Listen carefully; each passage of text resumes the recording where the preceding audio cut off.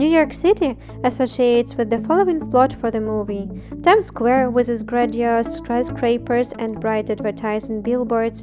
Locals are rushing somewhere all the time with their coffee to go. A driver of yellow taxi is in a hurry to give a lift his passenger to the necessary spot to some important meeting, and the most popular songs about New York are on mind.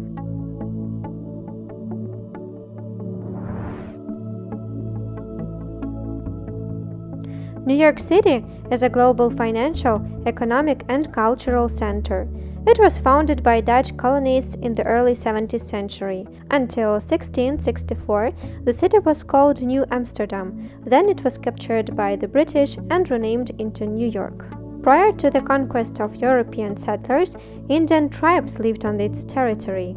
Today, the population of New York is more than 8 million people. Probably all cultures and nationalities on our planet are mixed here. New York City consists of 5 districts, which locals call boroughs: Manhattan, Brooklyn, Queens, Bronx, Staten Island. The most famous borough is Manhattan, which is noticeable even from the airplane. Here are densely located all the most famous sites. The city has a very well-developed metro network, so it is most convenient and most profitable to travel on it. We recommend a walk around the city, so you could feel better its scale, rhythm, and beauty. You'd better not go to Manhattan by car, because parking in downtown New York is too expensive. There is a lack of space for cars here. We have collected the most interesting and exciting places in New York City.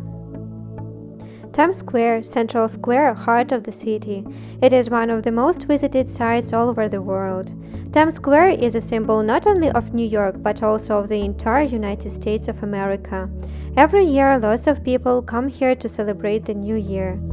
The top world companies alone for putting their advertising on the skyscrapers of Times Square. Formerly known as Longacre Square, Times Square was renamed in 1904 after the New York Times moved its headquarters to the then newly erected Times Building.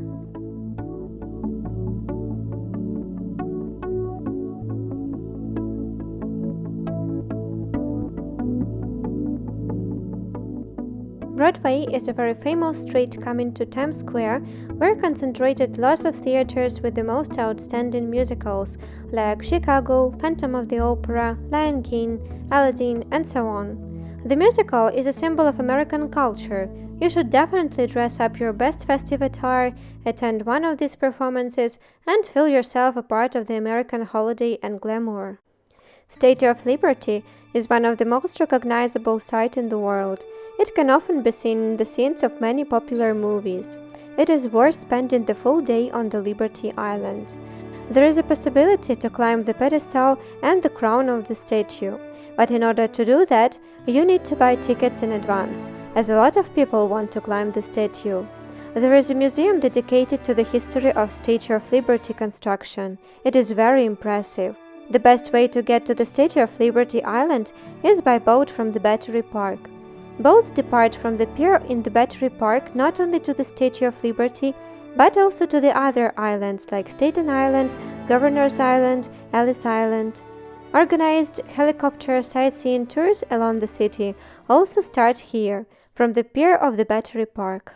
Central Park is the lunch of New York, an incredibly beautiful large landscape park with beautiful nature, very friendly and always hungry squirrels. The full day is not enough to see all the territory and sights of Central Park. It's a beauty for the soul and eyes.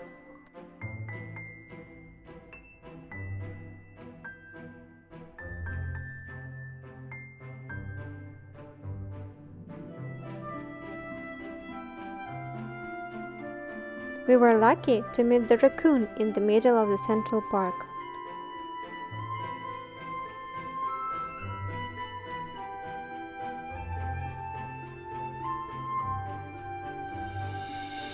In front of the Central Park is the legendary Plaza Hotel, which we know from the comedy film Home Alone 2, Lost in New York. American Museum of Natural History is also situated near the Central Park. To see the main exhibits of the museum and visit the performance at the Hayden Planetarium, you should spend the full day. Fifth Avenue is the most well-known, most fashionable, and most expensive street of New York City. Here are situated the world's best fashion boutiques like Chanel, Gucci, Burberry, Prada, Armani, Louis Vuitton, and best hotels as well.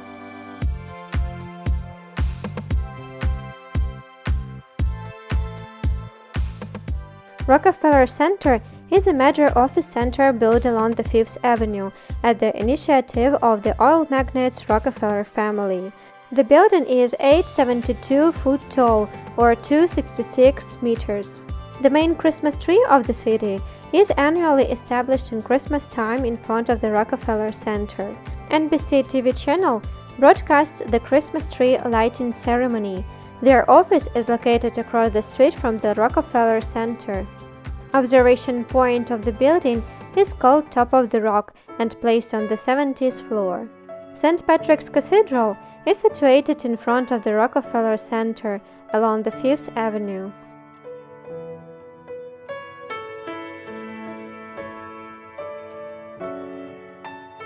Even if you are indifferent to the libraries, Public Library of New York along the Fifth Avenue, one of the largest in the world, is worth visiting because its interior is really impressive. Here was filmed the movie The Day After Tomorrow, where the main characters were hiding from the flood and later from abnormal icing. There is a cozy, beautiful Bryant Park behind the library. Under the park is hidden the library's book depository. Bryant Park is a great place to relax, have a picnic on the lawn, or just sunbath on a hot summer day. Live music concerts are often held in the park.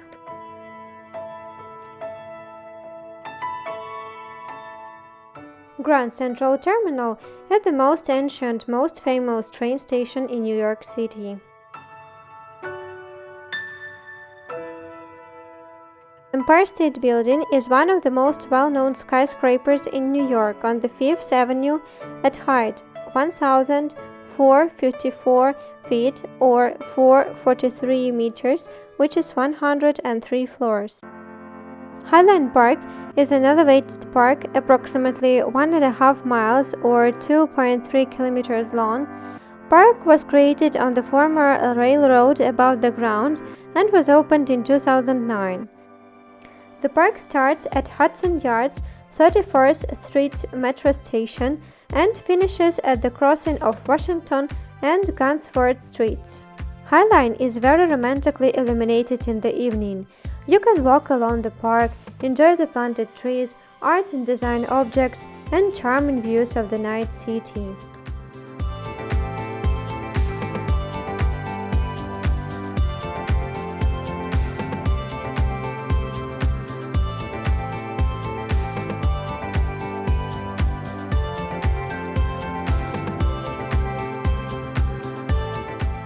Vessel is a new observation point, incredible modern architectural installation on the way of Highline Park Trail, which was constructed by the British architect in March of 2019.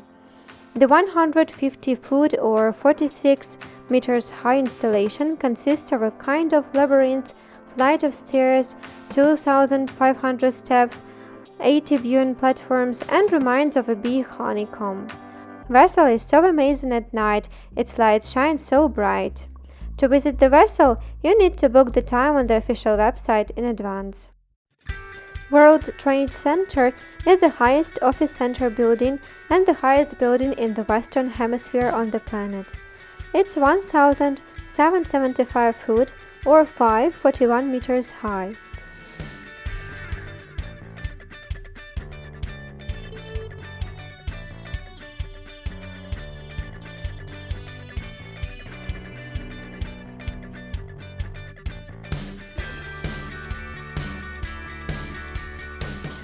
We visited its viewpoint, the One World Observatory, on the 102 floors.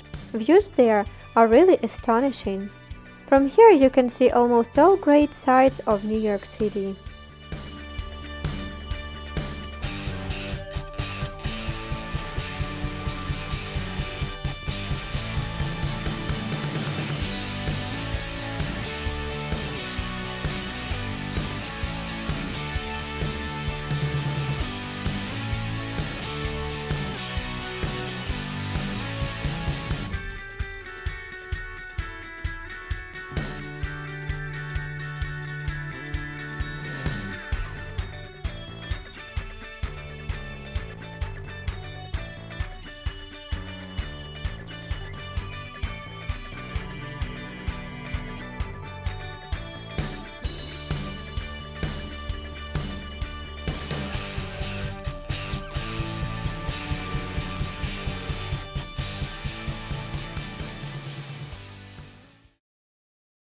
There is a memorial and museum 9/11 near the World Trade Center.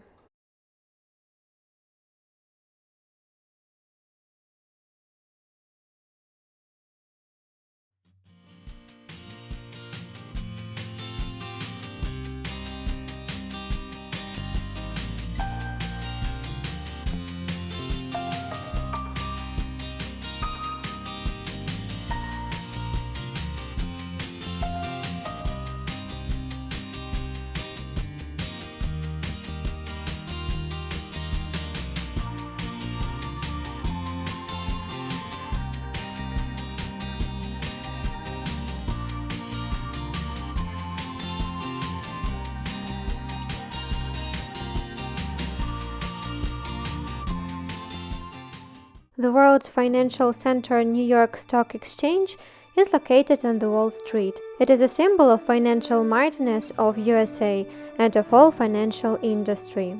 Federal Hall is a public building on Wall Street where in 1789 George Washington was inaugurated as the first president of the USA and the Bill of Rights was adopted, which secures the fundamental rights and freedoms of man and citizen. The Federal Hall is called the first Capitol in U.S. history. Standing on this stone in the balcony of Federal Hall, April 30th, 1789, George Washington took the oath as the first President of the United States of America. Keeping his hand on this Bible, George Washington took the oath as the President. Wall Street Bull is a symbol of how persistent and confident you need to be to become successful in the financial field. It became very popular to go to the rooftops, restaurants, bars, cafes on the top of the skyscrapers, where you can observe spectacular views to the city. One of such bars is the Castle Rooftop Lounge on the top of AC Hotel Times Square. Here plays modern lounge music. You can order drinks and snacks.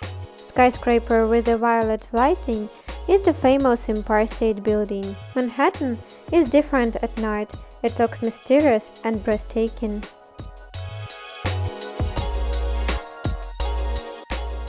Manhattan and Brooklyn are connected by legendary Brooklyn Bridge, where you can go by transport and walk as well, enjoying amazing views to the city, including American symbol Statue of Liberty.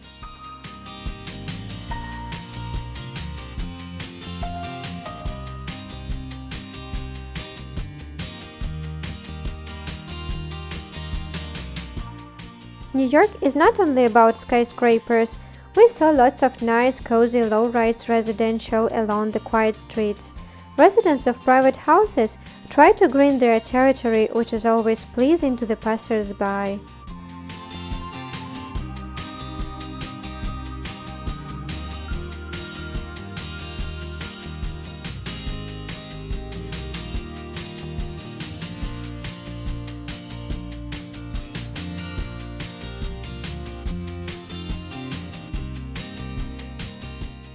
Here is the facade of the apartments on the 6th floor, which we could see in the scenes of the series Friends, as the main characters lived here. If you want to feel the fresh breath of Atlantic Ocean in New York, you should definitely come to the promenade of Brighton Beach, southern Brooklyn. Many ex-Soviets immigrated to Brighton Beach in the middle 1970s, that the area became known as Little Odessa, after the Ukrainian city on the Black Sea. You can hear the Russian speech here, restaurants with the titles in Russian, so sometimes it looked like a part of Soviet Union. Promenade of Coney Island is also a great place to relax. The reason to visit the place is a beach and amusement park to ride the most ancient roller coaster Cyclone, which was constructed in 1927.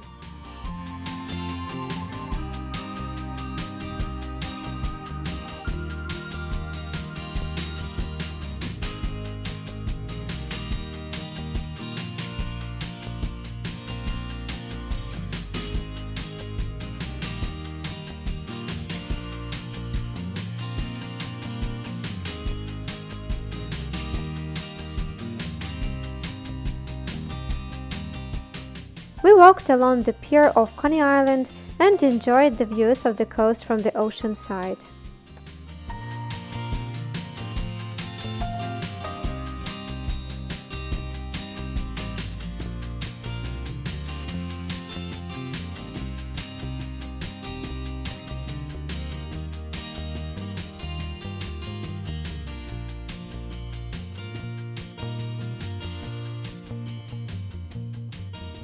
Staten Island is another picturesque natural recreation area in New York City.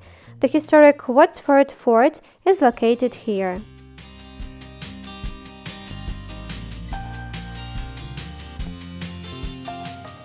Staten Island is connected with Brooklyn by the beautiful Verrazano Bridge.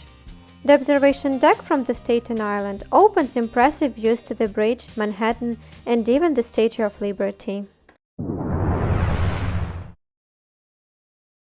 In our previous video, we made a review of the most interesting sites in New York and mentioned the Statue of Liberty, link in the description below. But now we would like to tell about it more in detail. In the end of this video, you will find a nice bonus. We will tell you the top 4 little known, but in our opinion, the most interesting facts about the Statue of Liberty. Let's see if you know all of them. Here we go. Statue of Liberty is a symbol not only of New York, but also of an entire America. It is one of the most recognizable sites in the world. It can often be found in scenes of many famous films. The best way to visit the Statue of Liberty is to start the trip by boat from the piers of the Battery Park. Battery Park is one of the most ancient recreational areas in New York. There are many monuments in this park. The name comes from the Dutch cannon battery, which was located here in the 17th century. This cannon battery guarded New Amsterdam, today's New York, from the ocean side.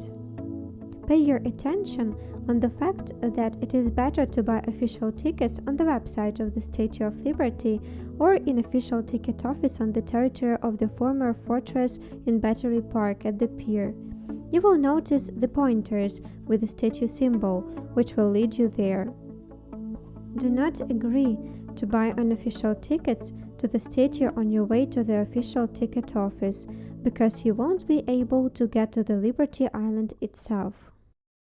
Boat trip to the Statue of Liberty is a true delight, as it offers stunning views of both the statue itself and Manhattan. The closer you come to the statue, the faster beats your heart. After all, this is one of the most famous attractions in the world. People from all over the planet fly to New York to see this statue on their own.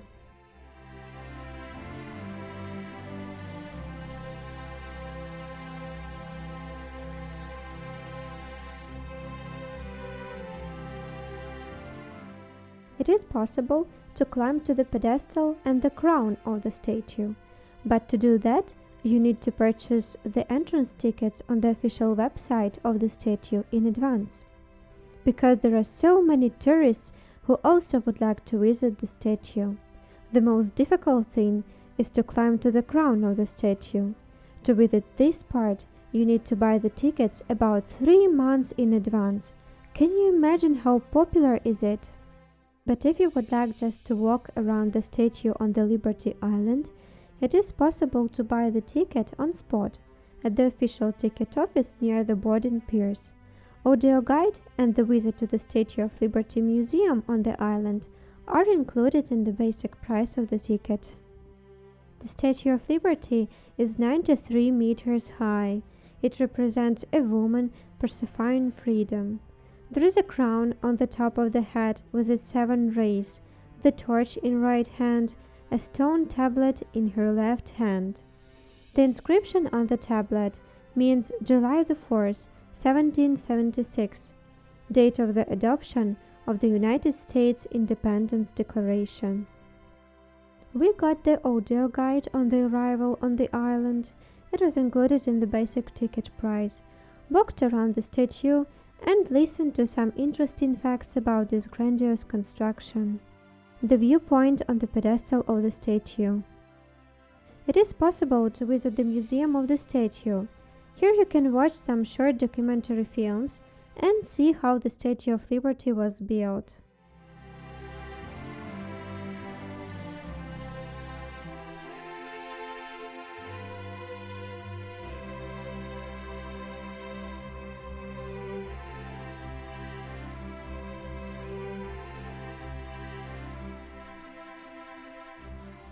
The This is replica of the statue's foot. Here is the replica of the torch in its original size.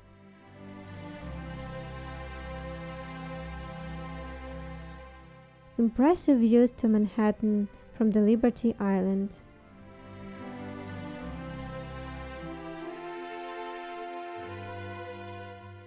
We saw a big souvenir shop and the cafe on the Liberty Island. You can go from the piers of the Battery Park not only to the Liberty Island, but also to Staten Island, Ellis Island, Governor's Island. Helicopter city observation tours are organized from this spot as well. Well, here is the long-awaited bonus, which we promised at the beginning of the video. Little known, but in our opinion, the most interesting facts about the Statue of Liberty.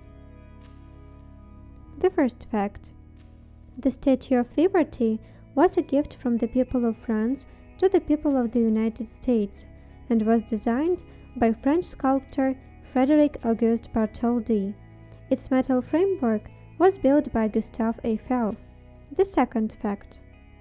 The official name of the statue is Statue of Liberty Enlightening the World. State of Liberty is its nickname. The third fact. Before, the visitors had the opportunity to climb to the top of the torch, but now unfortunately it is impossible. But starting in 2011, you can enjoy panoramic views from the torch thanks to the webcams. The fourth fact. Although everyone associates the Statue of Liberty with New York, and sightseeing boats depart from the Battery Park, which is located in New York, actually, Statue of Liberty is situated in another state, New Jersey. Leave a comment how many of these facts did you know. This incredible modern installation was opened in March 2019. It became a new tourist mecca for both locals and tourists. What is this unusual construction? We're going to tell about it in this video. So, here we go. We made a review of the most interesting sites in New York in general in our previous video and have already mentioned this construction, link in the description below. But we'll talk about this installation more in detail in this video. Let us introduce the vessel. The vessel recently joined the sights of New York and became very popular at once. And it's not surprising. After all, its design is something incredible. It is a masterpiece of art. The vessel was built by the project of British architect Thomas Heatherwick in Manhattan, New York on Hudson Yards Square. There are 2,500 steps and 80 viewing platforms inside the vessel. According to the words of the vessel creator Thomas Heatherwick, this construction is complete only with people walking inside. This is a new futuristic meeting point. Different associations come into the mind while looking at the vessel. It is compared to the beehive, shawarma, waste, alien spaceship, construction from the future. The vessel is the temporary name for the installation. The public can vote now. How would they like to name this building? There is even a website on this subject. The vessel reminds us of a beehive, and people walking inside it are like bees. What name would you give to this installation? Leave a comment. The vessel is a wonderful viewpoint where you can enjoy the spectacular panorama of New York both on daytime and at night. The vessel has a special mysterious atmosphere at night when illuminated. We came across the vessel on the internet as soon as it was open to the public. Its futuristic look impressed us very much. Therefore, we decided to visit the vessel during our planned first visit to New York. We finally saw the vessel at the end of our evening walk along the Highline Park. We were very excited. But when we tried to get into, we were not allowed, because we were late and the vessel was already closed for the entrance. We were so sad. We were only watching other happy people with smiling faces living this amazing installation. We absolutely forgot to check the opening hours of vessel. We were very sad. but later we decided that we definitely must visit the vessel someday in the future again and get inside. That is why we recommend you not to repeat our mistakes and plan your visit to the vessel in advance. Actually, you can book the ticket for free on the official website in advance. In this case, you should choose the exact time slot to get inside the vessel.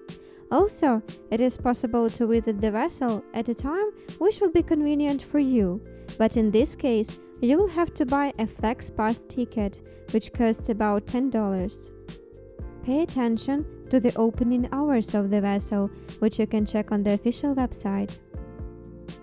There is a huge shopping center, Hudson Yards, just in front of the vessel. The walking trail of the Highline Elevated Park starts also here, so you can combine a visit to the vessel and walk along the Highline Park. We also told about this park in our video review of the most interesting sights of New York. It seems that vessel has already become the new tourist icon of New York. It's definitely worth your attention and time. What do you think about this installation? Leave a comment. An architectural masterpiece or another tourist trap? Central Park hides a lot of interesting, sometimes even legendary things. It is also home to a wide variety of inhabitants and is the center of vibrant events very often. We tried to plunge into the atmosphere of Central Park in order to understand what is so special about it. Why is it so famous as no other park in the world? And in this video, we will answer this question. And also, we met an unusual inhabitant of the park, and we will talk about this later. So here we go!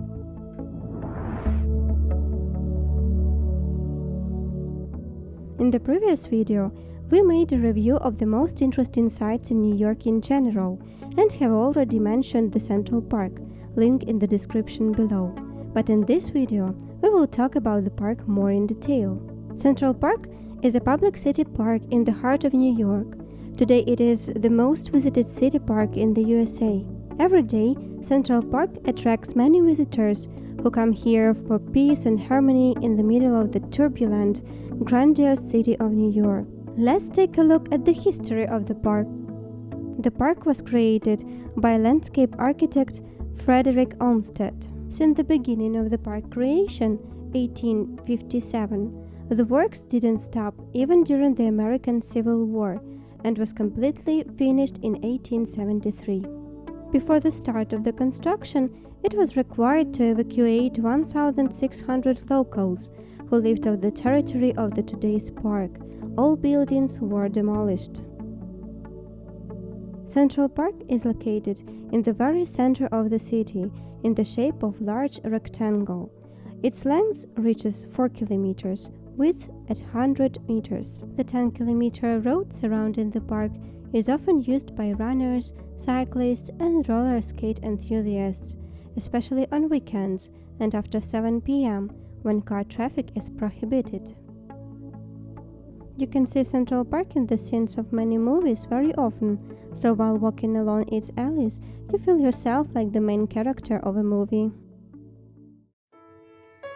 Calm, peace, harmony are in the air of the park, and the concrete jungles with multi-story skyscrapers grow behind the trees in the middle of such a vibrant New York City.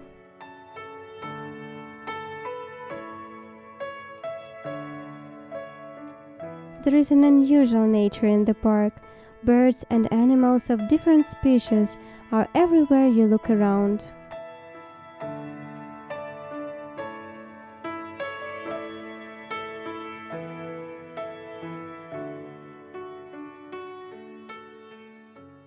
Before planning your walk around the Central Park, you should remember that there are no snack bars and food stalls in the park, so you can bring your food to go and have a picnic on any spot of the park.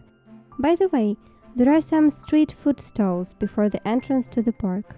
Also, there are 2 restaurants in the park, the Low Boathouse restaurant with an open terrace and the Tavern on the Green restaurant, but a snack there will be more expensive. You can not just walk and enjoy the beautiful nature of the Central Park, but also arrange a kind of entertainment, searching for the local attractions. Despite the fact that the park looks very natural, almost all landscapes are created by human. There are several artificial lakes, lots of alleys, 2 ice skating rinks, which are made in the winter time, corners of virgin wildlife, lawns used for various sports, children's playgrounds in the park.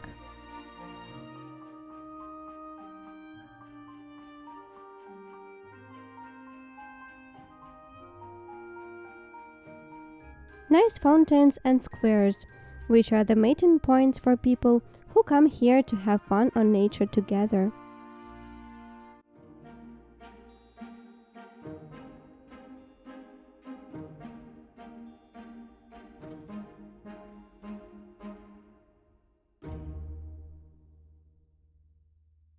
Central Park is the location for one of the most famous museums in New York, the Metropolitan Museum of Art, or just simply Met. Nearby, you can suddenly discover the Egyptian obelisk. The monument dedicated to the hero dog Balto was constructed in 1925, immediately after the rescue mission. It was impossible to deliver the medicine by plane due to the severe winter weather conditions, so the serum was transported by dog sleddings. Siberian Husky named Balto was at the head of the dog team, which delivered serum safely and saved the children from the disease. Balto became a national hero. The children in Alaska schools were told this story as an example of heroism and the will to win. 1995, a cartoon was shot with Balto, the hero of Alaska, in the main role. The board on the pedestal of the monument, which describes the heroic deed, ends with 3 words: endurance, fidelity, intelligence. The zoo is the highlight of the park. You can see monkeys, lions, polar bears, and penguins there. There is another zoo in the park, the contact one, where live such animals like cows, pigs, lambs, and goats. They can be fed and stroked. You need to buy an entrance ticket to visit the zoo.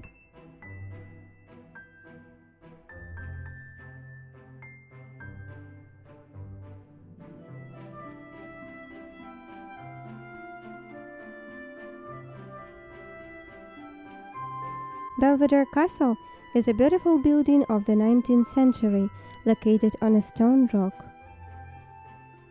There is a lake with turtles at the foot of the Belvedere Castle.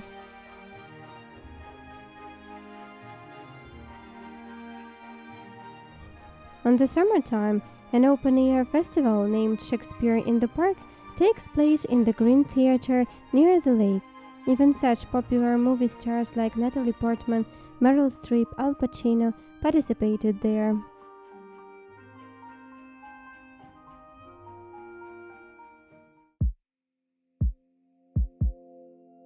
We were walking around the park and suddenly saw a large crowd.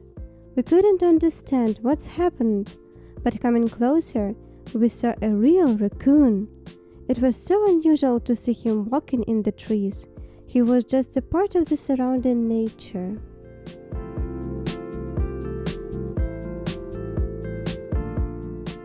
If you want to see the Central Park from the above, you should climb to the top of the observation deck on the Rockefeller Center skyscraper.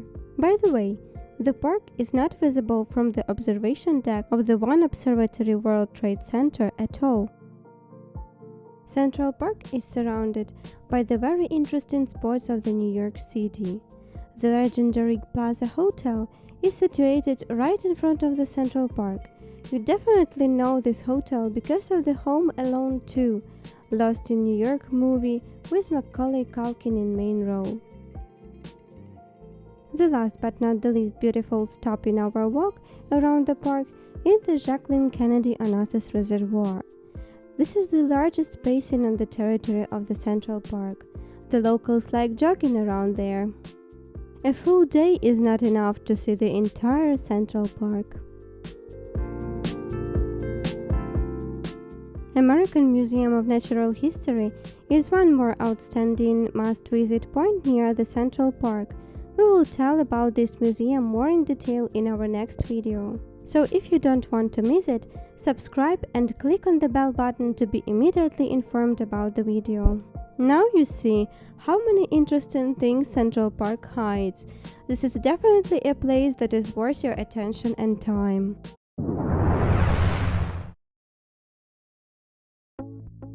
Usually, we are very skeptical about museums, but this museum exceeded all our expectations.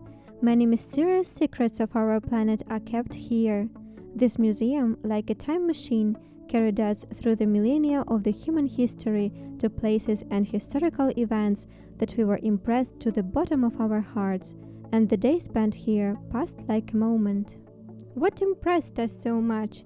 Right now, we are going to tell you about this museum and the top 10, in our opinion, the most interesting things which are worth visiting in this special place. So, here we go!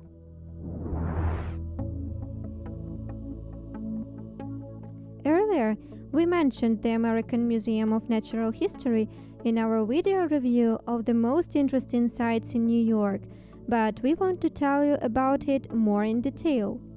The American Museum of Natural History is located in the heart of New York City in Manhattan, opposite the Central Park. Looking into the history of the museum's creation, we learned that it was founded in 1869 thanks to the American naturalist Albert Bickmore. He worked at the Harvard Museum of Comparative Zoology in his student years.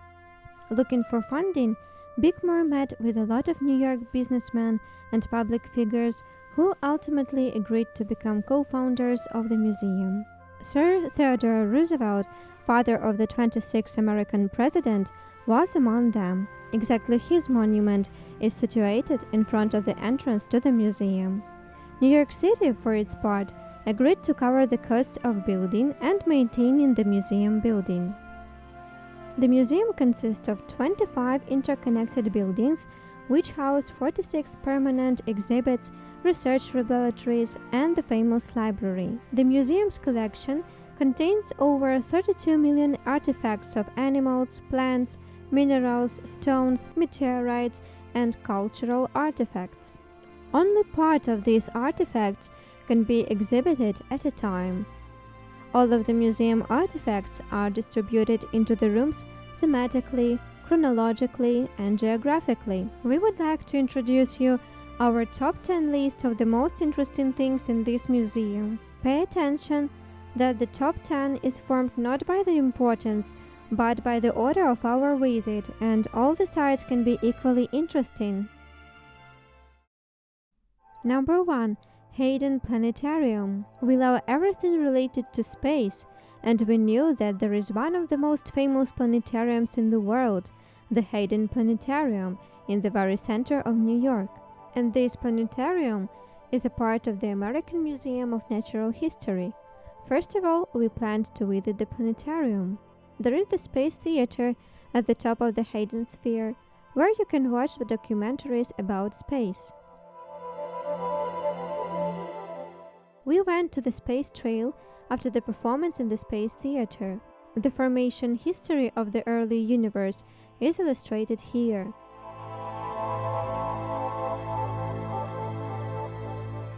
And these are the scales that show how much you would weigh on the moon. After visiting the planetarium, suddenly we came into the Hall of the Earth, where you can explore geology, weather, tectonic plates of the planet. So unexpectedly for us, we were swallowed up by the mysterious world of our planet, and we completely lost track of time. There are many interactive multimedia installations around the museum, where you can independently study certain processes on the Earth at different periods of its formation, which makes the process of studying very exciting. Many educational films are voiced by Hollywood stars here. Models of planets, stars, and galaxies are installed for research in the whole of the universe. You can often see students in the museum who listen very carefully to the guide. Number 2. Dioramas of flora and fauna. There are a lot of dioramas in the museum. They are the real pride of the museum. Each diorama is a complete and valid example of a particular corner of the planet with its flora and fauna. When dioramas were created, they were a unique achievement, a breakthrough in science, because at that time there were no TV and documentary about animals and wildlife. And in fact, this was the first and the only opportunity for ordinary people to see wild animals that they had never seen before in nature. That's why such dioramas are so legendary. The animal models look so realistic. It seems like all of the animals can come alive at any moment, like in the Hollywood science fiction films.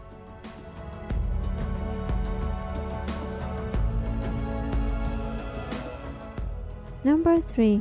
Sequoia slice. You can see a slice of 90-meter sequoia. Individual copies of sequoias reach a height of more than 110 meters. These are one of the highest species of trees on Earth. The maximum age of sequoia is about 2,000 years. You can see a 90-meter sequoia in a slice in the whole of the North American forests. Number 4. The skeleton of the first human Lucy. The Hall of Human Origin stores the real pearl of the museum, the skeleton of the first human Lucy. Her remains were discovered by a French-American expedition in the Avesh Valley in Ethiopia on November 21, 1974. Lucy, who lived about 3.2 million years ago, walked on two legs. She was a representative of the species from which most likely humanity came from. Another interesting fact is that Lucy was only 105 centimeters tall and weighed 27 kilograms.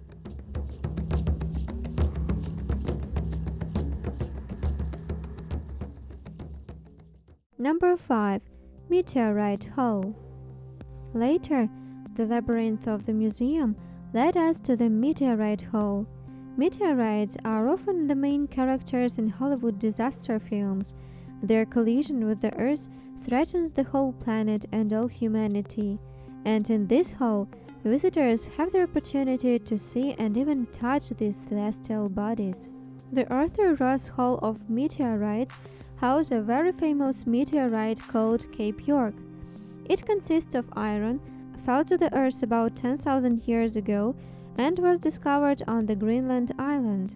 Its mass reaches about 34 tons. There is one more famous meteorite in this museum.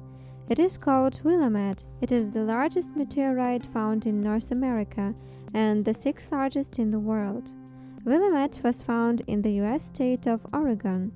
Meteorite weighs about 32,000 pounds or 15,000 kilograms. Number 6. Models of city-states of ancient civilizations. There is a collection of the most diverse cultures of mankind, artifacts of the most legendary ancient civilizations, Mayans, Aztecs, Incas, in this museum. We were impressed by the models of the city-states of the Mayan civilization very much. Number 7. Mayan calendar.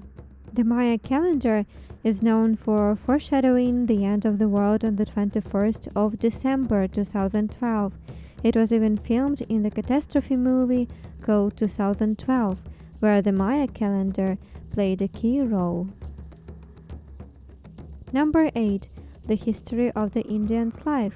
Indians are the aboriginal inhabitants of the Americas. Life of Indians, their traditional clothes, culture, way of living, is described in one of the halls in this museum. Number 9. Moai stone statues from Easter Island. One of the legendary Moai statues is also kept in this museum. Moai are monolithic human figures carved by the Rapa Nui people on Easter Island in the eastern Polynesia in the Pacific Ocean. There are about 887 Moai statues on Easter Island. The tallest Moai constructed, called Paro, was almost 10 meters or 33 feet high and weighed 82 tons. This Moai statue impressed us so much. We haven't been to Easter Island yet, but nevertheless can tell that we saw its grandiose worldwide known Moai statue. Number 10. Fossils and dinosaur skeletons. Another highlight of the museum is the largest collection of fossil mammals and dinosaurs in the world. Their sizes and height impress so much. There is a small cinema after the dinosaur hall. Here you can watch a video about the origin of the giant ancient lizards. Also in the museum, you can watch educational popular science films in the IMAX cinema. During our visit, a film about the life of dinosaurs was shown there. You can admire the insects in the Museum of Butterflies from September to May.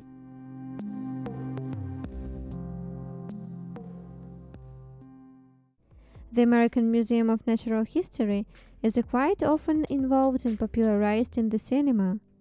The fantastic comedy Night at the Museum was filmed here. A day is not enough to see all the exhibits of the museum, but anyway, we advise you to visit it in order to have a general impression about this special museum. We recommend combining a visit to the museum with a show at the Hayden Planetarium.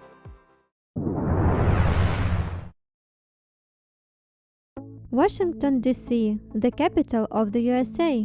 Global decisions are made here. The White House, the Capitol Building, the Pentagon. You can often see all of these main attractions in many films and news. In this video, we will tell you how to get there, about our itinerary by the most significant sites of the city, interesting facts, and also about our incident with the police near the Pentagon and what is not allowed to do there. So, let's get started!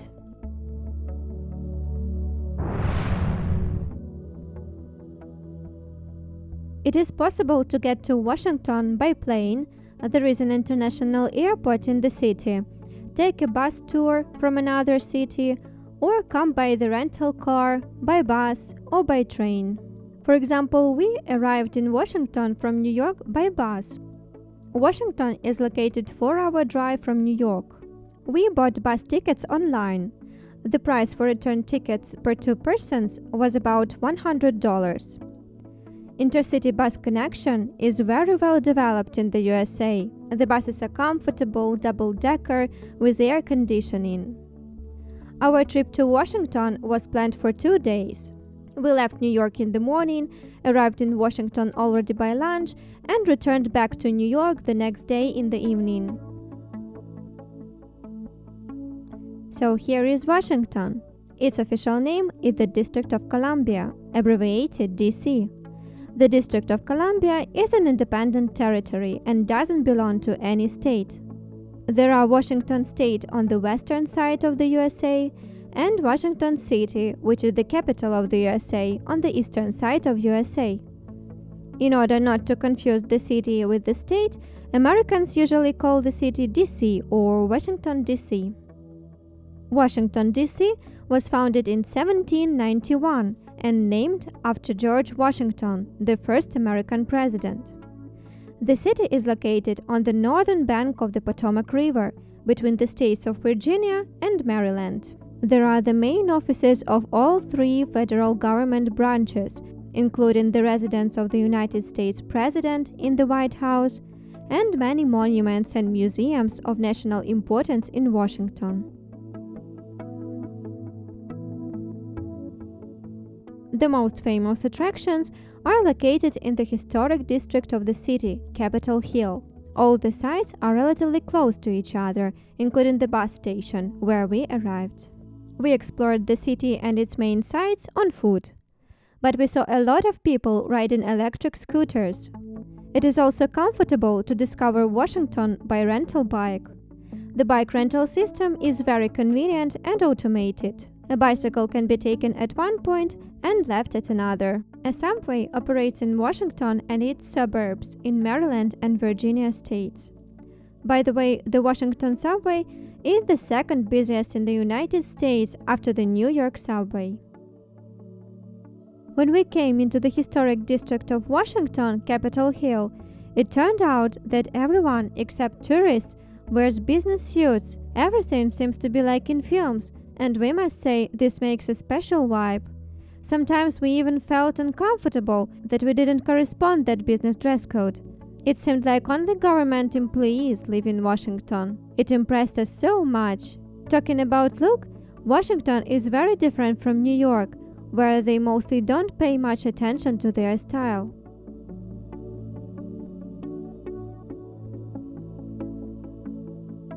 There are mostly low-rise cozy houses with landscaping on the streets of historical district in Washington.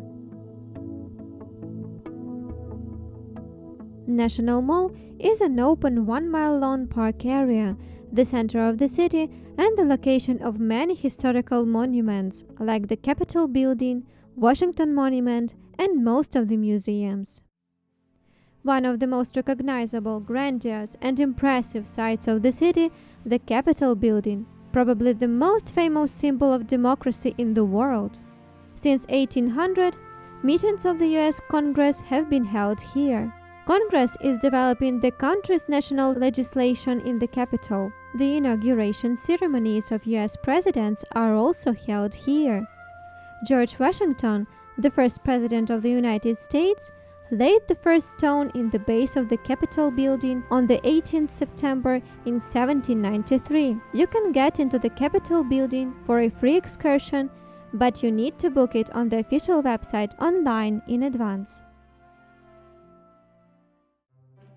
There are a lot of squirrels in the park around the Capitol building. They are like a separate attraction of the city. Squirrels are very beautiful and go into hands if they see something tasty. We gave them some nuts.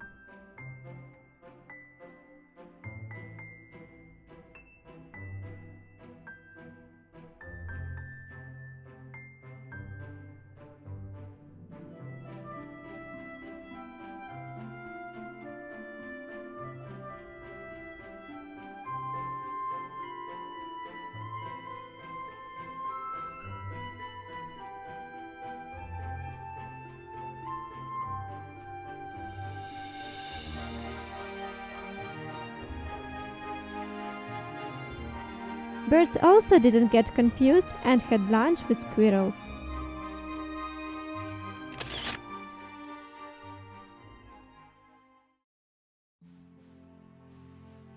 Library of Congress is located behind the Capitol building on Independence Avenue and claims to be the largest library in the world. This library was founded for the needs of Congress in 1800, and already in 1870 it became the place of storage of any book published in the USA. In total, the library contains more than 37 million books from all over the world in 450 languages.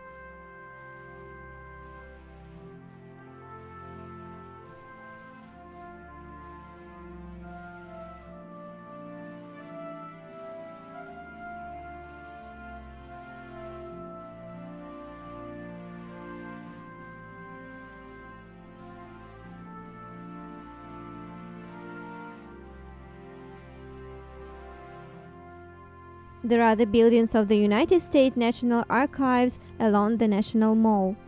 National Archives Research Center stores thousands of the most important documents from American history, such as the Declaration of Independence, the Constitution, and the Bill of Rights. There is a Washington Monument in the center of the National Mall, between the Capitol building and the Memorial to Abraham Lincoln. This monument is dedicated to the first President of the United States, George Washington. Its height is 169 meters or 555 feet. Before the construction of the Eiffel Tower, this monument was the tallest construction in the world. There is no Ferris wheel in Washington, but it's possible to climb to the top of the monument, by the way, almost for free, and see the city in all its beauty from above. There are two variants to climb the monument, by elevator or by stairs with 896 steps. In order to do that, it's necessary to book a specific time slot on the official website in advance.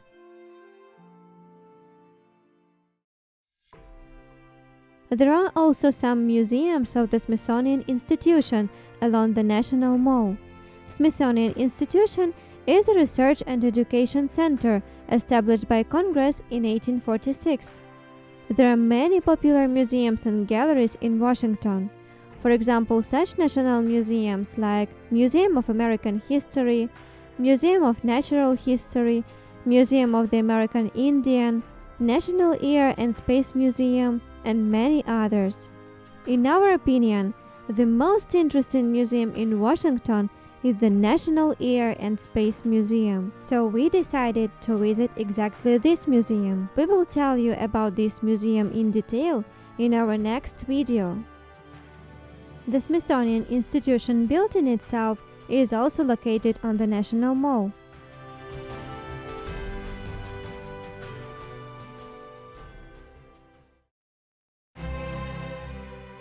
The White House, the official residence of the United States President, one of the most famous buildings in the world. It was in our list of must-see places in this city. Frankly speaking, it was even one of our main goals for a trip to Washington. You can often see the White House in news and films. It is really very impressive and legendary. Of course, there are always a lot of visitors here who want to capture themselves in front of such an important and epic residence. And there are a lot of security guards near the White House as well, who guarantee the safety of the president and his family. The White House was designed by Irish architect James Hobson in the neoclassical style, and the construction lasted 8 years, from 1792 to 1800. At the time the White House was completed, the 1st of November 1800, the first president who occupied the house was John Adams. The White House was the official residence of all United States presidents, except George Washington, who held this position from 1789 to 1797. Consequently, the White House didn't function yet at that time. The name White House became public only in 1901 by order of Theodore Roosevelt. The phrase White House is used in the journalistic language as a synonym for the presidential administration.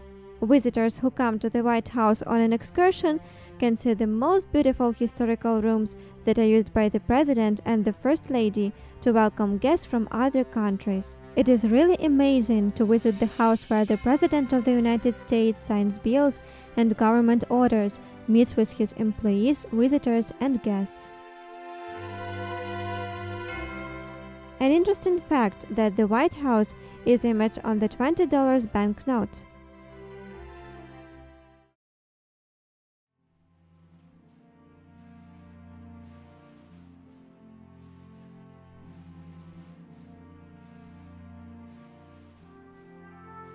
The Abraham Lincoln Memorial is another iconic landmark in Washington. It was built in honor of the 16th President of the United States, the liberator of Americans from slavery, the national hero of the American people, Abraham Lincoln. His presidency fell on the years of the Civil War, 1861-1865. Abraham Lincoln was an outstanding speaker. His speeches have been inspirational and are still a cultural heritage.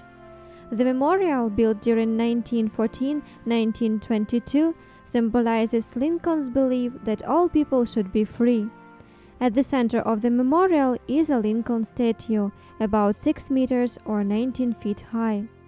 Just above it on the wall are written the following words: "In this temple, as in the hearts of the people from whom he saved the Union, the memory of Abraham Lincoln is enshrined forever." Near the Abraham Lincoln Memorial, there are also 2 huge stone slabs with engraved text of Lincoln's speeches. These 2 stone slabs symbolize the principles of freedom, justice, unity, brotherhood, and charity. Sense of heroism, honor, and freedom are there in the air. The memorial is open all the time. The entrance is free. There are always a lot of visitors, guided tours. Ducks with little ducklings swim in the pond in front of the Abraham Lincoln Memorial. It's amazing.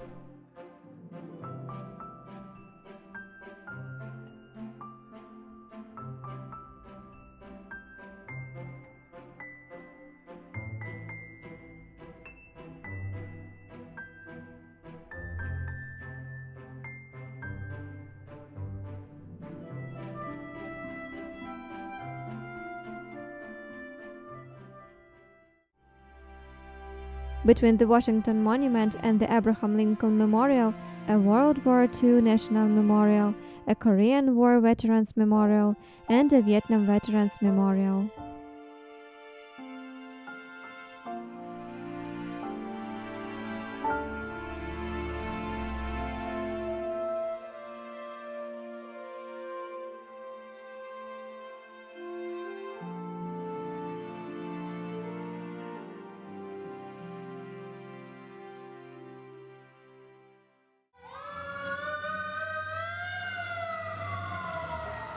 The Pentagon, a grandiose construction of the USA, a strong core that ensures the security of the whole country.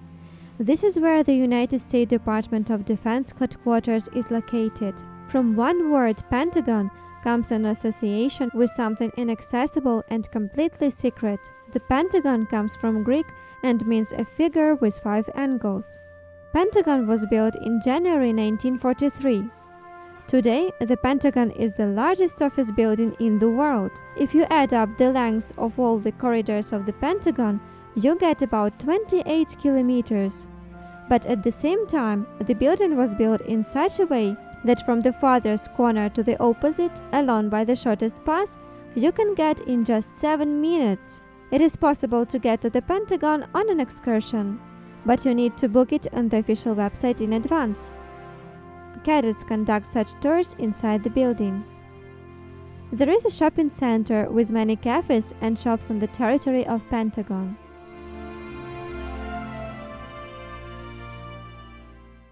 The 9/11 Memorial was opened on the Pentagon opposite the place where on the 11th September 2001 the terrorist attack happened, a plane collision with a building.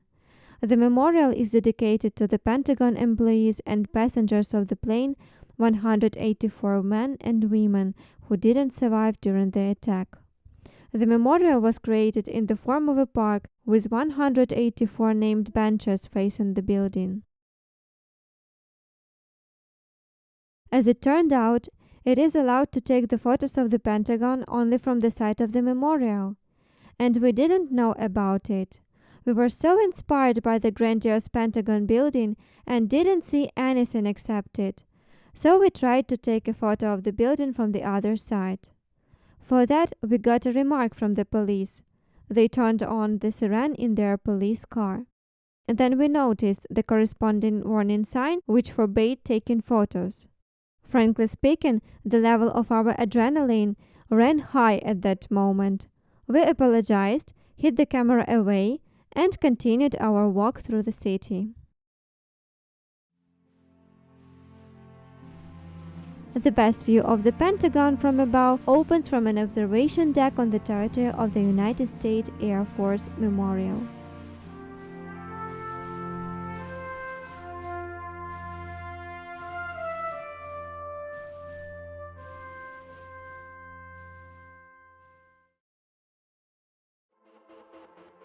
It seems like we managed to see all the most significant sites in Washington in 2 days. But even if we had the whole week, we would definitely find how to spend our time there. In particular, it would be interesting to go on excursions inside the Capitol building, the White House, and the Pentagon, as well as visit the business quarter of the city with its skyscrapers, and look at the city from a different perspective. In general, we had a pleasant impression of Washington. In our opinion, it organically combines the United States power in form of the White House, the Pentagon, and the Capitol with the educational core in the form of museums and historical monuments. The city looks thoroughly designed and a little bit artificial, but it is very interesting and comfortable there. What is your impression of the city? Leave a comment. Before visiting this museum, the demonstrated exhibits and events had seemed to be not really special for us, but later they made us think over those historical breakthroughs, their importance to humanity. What exactly impressed us so much? Watch our video till the end to get know. Everyone will find something exciting in this museum. Interesting exhibits, unusual space souvenirs that cannot be found anywhere else, space simulators, By the way, we designed our own virtual space module for the International Space Station on one of such simulators. And it will be interesting to know that the famous movie Night at the Museum 2 was shot exactly here. So here we go! We spent 2 days in Washington, D.C. We visited the main attractions of the city on the first day, linked to our video review in the description below, and we decided to see one of the Washington museums on the second day. There are many museums in Washington on various subjects, and all of them belong to the Smithsonian institution. As we really like everything related to space, we decided to visit exactly the National Air and Space Museum. The museum is located on the National Mall Alley, along with another Washington City attractions. This museum contains the world's largest collection of historical aircraft and spacecrafts. Almost all exhibits of the museum are originals or their copies. This museum was founded in 1976 by the United States Congress. As it turned out, everyone can visit all the museums of the Smithsonian Institution for free. As soon as we entered the museum, we dived in a whirlpool of a fascinating aviation and space history. Every next exhibit was more interesting than the previous one. We begin our museum review with the original Wright brothers wooden plane called Flyer. Wright brothers made the first in the humanity history controlled flight of a powered, heavier-than-air plane.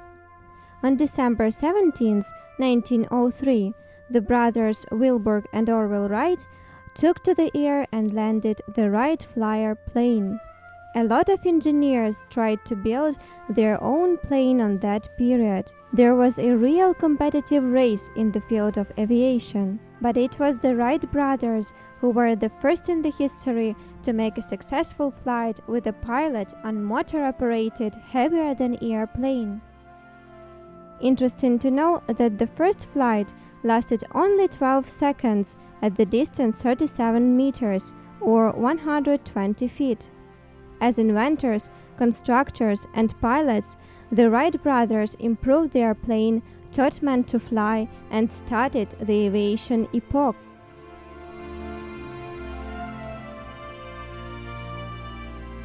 Moving on.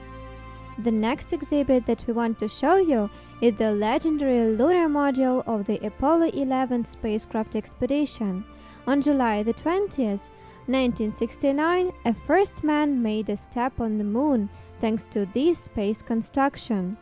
This man was Neil Armstrong. When he stepped on the moon's surface, he told a historical phrase: "That's one small step for a man, but one giant leap for mankind." The documentaries tell how difficult this mission was, but it was a huge breakthrough in space exploration.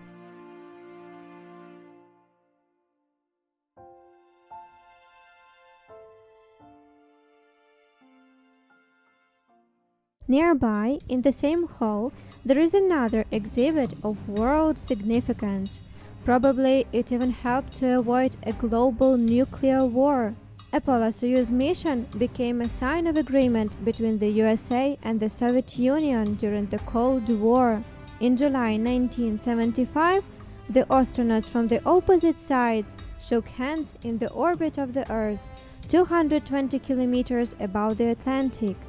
This was a very significant event in mankind's history. Also, the work of International Space Station astronauts today is based on those technologies which were developed at that time. This event meant the beginning of international cooperation and research.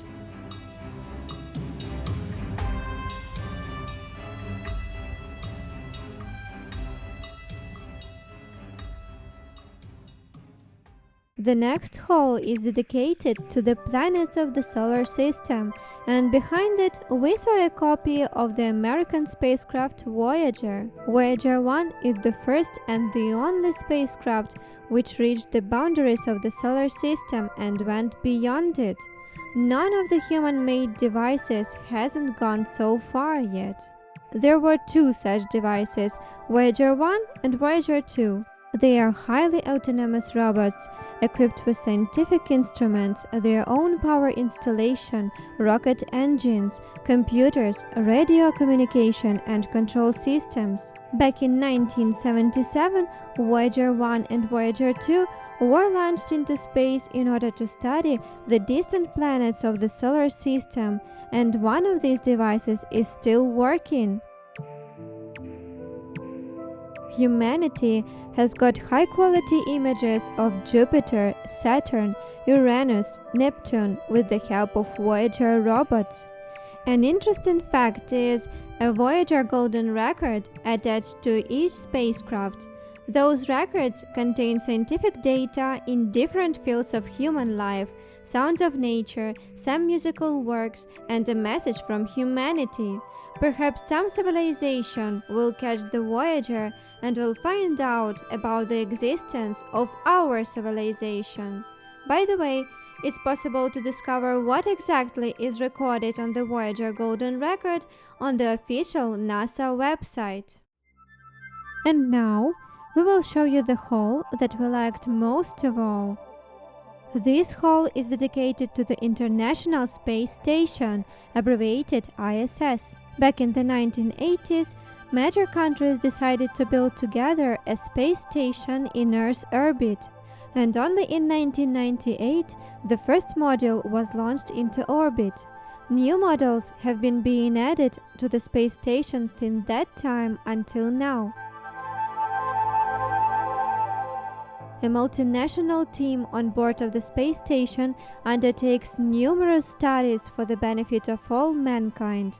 Thanks to experiments on the ISS, scientists learned a lot about our planet, enriched knowledge in the field of physics and biology, in particular the effect of microgravity on the human body in space. The results of these studies play a huge role in preparing for future piloted missions to Mars and another space expeditions. Visitors can test lots of interactive panels and space simulators.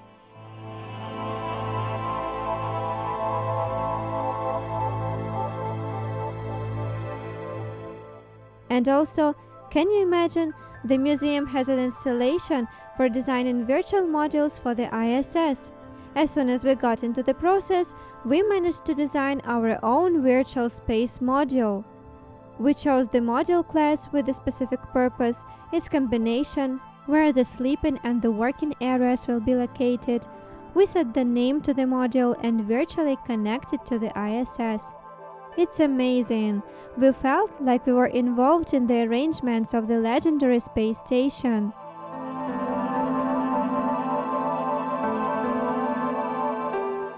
Also, in this hall of the museum, there is a room equipped as in the Discovery Shuttle. You can go there, look into the boxes with the things of everyday life of the astronauts. Tubes with food, various devices. It would be great to visit the ISS in real. Perhaps it will become a reality for space tourism in the near future. Probably such space trips will require some physical training. But who knows, maybe a flight and excursion to the ISS will become as real as flying today, for example, to another continent. A lot of visitors are concentrated near the famous Mars rovers. And here is a copy of the American research rover Curiosity, which continues to work on Mars even today. Devices on Mars are able to function autonomously for some time according to the laid-down programs. They receive commands only from time to time. Mars rovers, unlike Moon rovers, cannot be controlled remotely, because the delay of signals can reach 20 minutes depending on the relative position of the Earth and Mars. These devices carry out a very important mission. Scientists plan to use the Mars rover as a platform to study the conditions for building an inhabited base on the Mars surface. Spirit and Opportunity are among the most famous Mars rovers, which were also successfully landed on Mars for scientific research. We really liked that the museum is interactive. The visitors can test various kinds of control panels, experimental stands, and space simulators.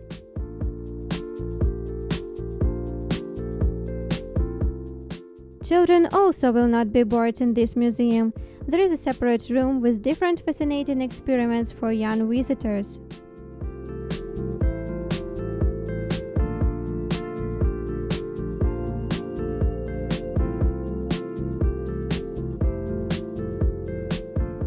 By the way, the famous film Night at the Museum 2 was shot in this museum with Ben Stiller in the main role. It was very interesting for us to watch this film and see many familiar places and exhibits there. It seemed like we visited the museum again. The first part of the film was shot in New York at the National Museum of Natural History, which we were also lucky to visit. We have a video review of this museum, link in the description below. There is a store in the National Air and Space Museum. The visitors of the museum can buy very unusual souvenirs there. For example, real food of astronauts, dried fruits, ice cream, sandwiches, such cool cups with the inscription rocket fuel. And also, there are appropriate t-shirts for those who at least once dreamed of feeling like an employee of the legendary NASA Space Agency. There is a small dining room where you can have a snack after an active day at the museum.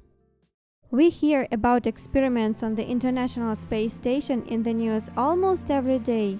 The launch of space rockets, space exploration, Mars terraformation, and usually all these things seems to be something far away and not related to our real life. But in this museum, we had an opportunity to see how everything happens from the inside out, to feel involved in the great historical events, to explore the evolution of the aviation industry, space research facilities, which mean a great achievement for the whole humanity.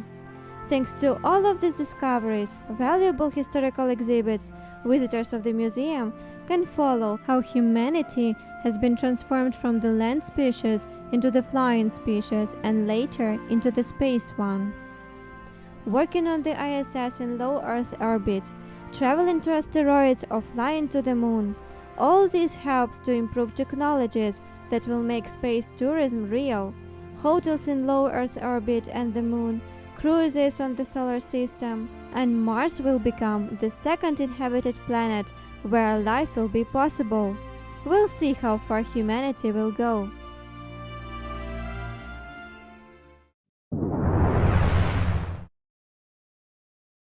Niagara Falls is one of the largest and most famous waterfalls in the world. A lot of people believe that Niagara Falls is a Canadian landmark, but not everyone knows that it is possible to visit these waterfalls from the United States side because it is located exactly on the border between Canada and USA. In this video, we will tell you about the Niagara Falls, how to get there, and about the top 10 the most interesting facts that you probably didn't know. So here we go!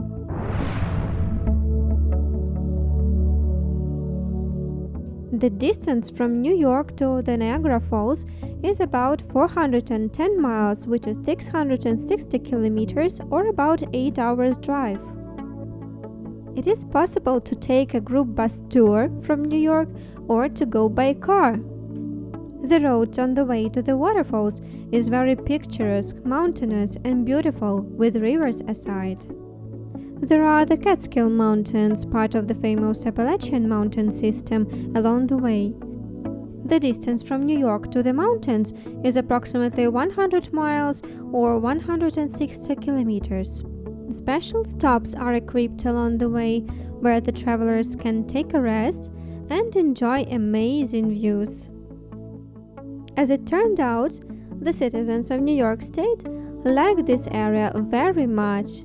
This is a great place to relax from the daily rush in such a grandiose city like New York. It seems like time stopped here.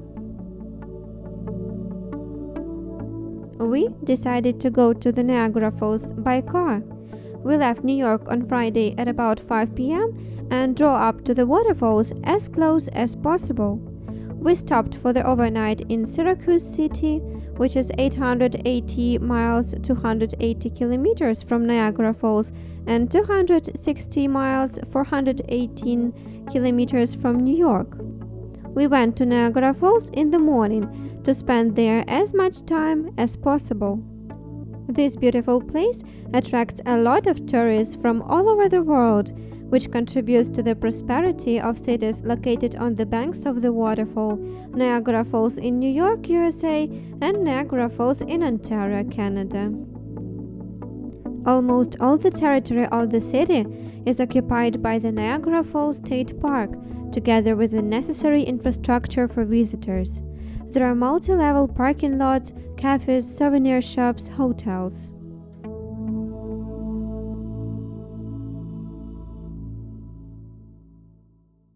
As soon as you get into the park, it seems very large. So many questions come into the mind. Where to go? What to do? This place deserves at least one day. It is necessary to buy the entrance ticket in order to get to the territory of Niagara Falls State Park. The ticket costs about $50.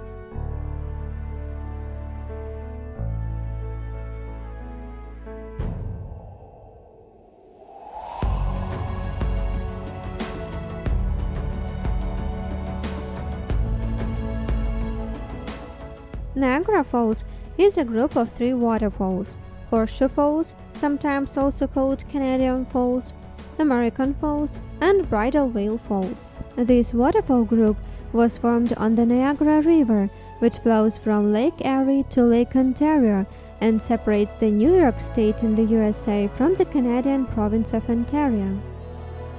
Niagara Falls appeared about 10,000 years ago as a result of the huge ice sheet movement.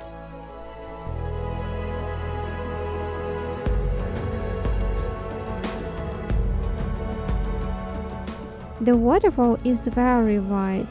It is the most powerful in North America and the fastest by the volume of water passing through it on the planet.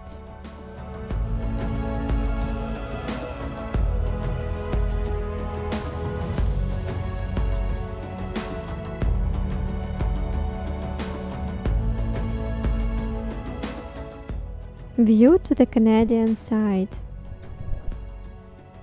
Boat cruise to the waterfalls, which is called Maid of the Mist, is the most exciting entertainment in the park. Boarding on the boat is preceded by the line, and the lines are very huge here, especially near the elevator, which takes the visitors to the boats at the American Falls. That's why it is highly recommended to start from this entertainment in order to organize the time rationally. There is an observation deck behind the elevator. This is a great place to enjoy amazing views of the Niagara Falls and evening illumination show with fireworks over the waterfalls.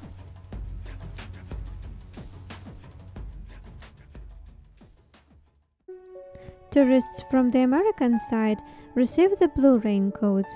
Raincoats of the Canadian tourists are red-colored. Probably the color distribution was invented for border control.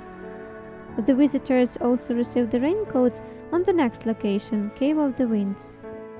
During the boat cruise, we were enjoying amazing view of powerful waterfall. We were trying to film everything on our camera. We wanted to save all of these incredible emotions. Drops of the water break down in all directions. Everything is just like in a fog. That's why this boat cruise is called the Maid of the Mist.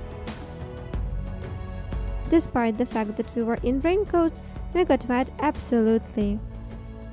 Actually, we thought that our camera was waterproof, but unfortunately it couldn't stand against the power of Niagara Falls. It got wet completely and shut down. After the boat trip, we realized that our camera broke down. Of course we were sad about it. But despite all of this, the boat cruise to the waterfalls was a wonderful experience for us. Now this broken camera decorates our shelf at home, and when we look at it, we have just positive memories. It reminds us of those crazy times. This entertainment is definitely one of the highlights in Niagara Falls Park.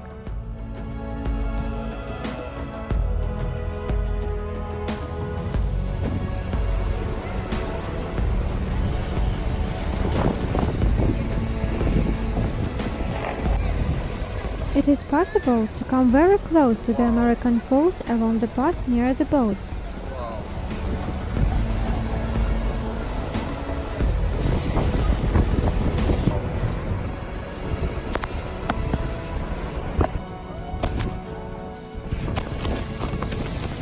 Wow!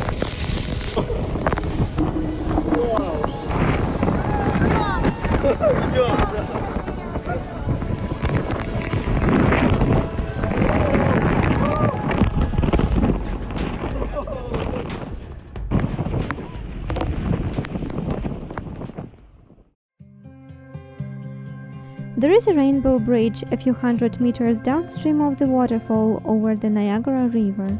This bridge connects two countries, USA and Canada. It is possible to reach all the locations in the park by the special train, trolley. It's a shuttle through the large territory of the park, which helps to reach the points of interest very quickly. The next location which we visited, Cave of the Winds, was situated near the Bridal Veil Falls.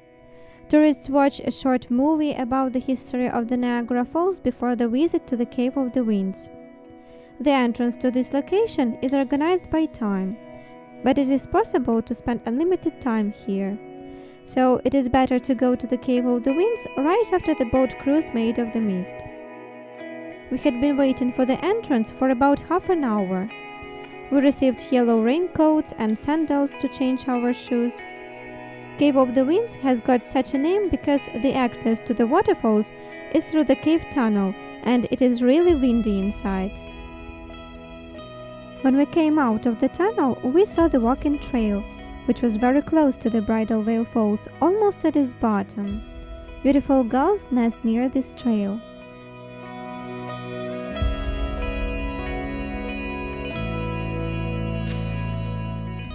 Powerful streams of waterfall drop from the height. The noise of the waterfall reduces the loudness of your thoughts. You feel your presence right here and right now and enjoy the moment. The waterfall radiates an incredible magical atmosphere and emits positive vibes. Feeling this inspiration, you understand that such a long road wasn't in vain. Visitors can get to the waterfall very close and even touch it, thanks to the special walking trail.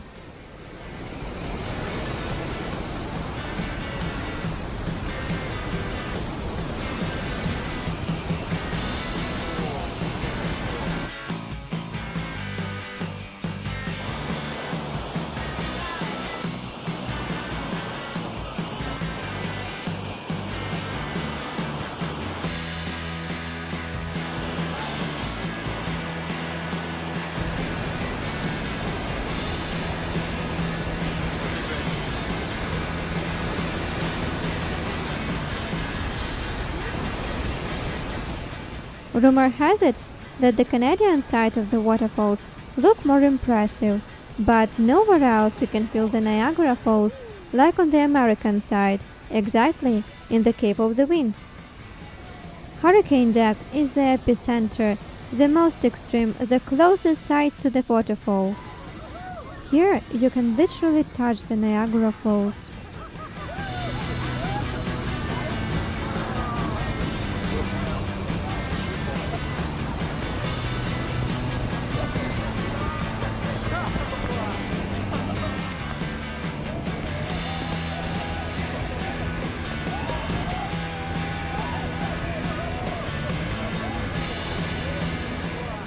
The Cave of the Winds is another pearl of the Niagara Falls.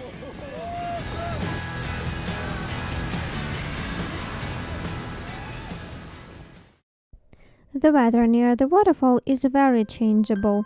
A very strong wind began to blow in the Cave of Winds. Seagulls began to fuzz and fly over us. When we left the cave, it started to rain heavily. A small cafe with a gift shop was nearby, so all visitors were there in a moment, including us. It was extremely overcrowded, everyone was wet, but in spite of this, in a good mood. Everyone was talking and laughing. Although the weather was nasty, we were not upset and figured out how not to waste our time. We were choosing souvenirs for our relatives. They say a rainbow appears after the rain. We were literally lucky to see it near the waterfall, even a double rainbow.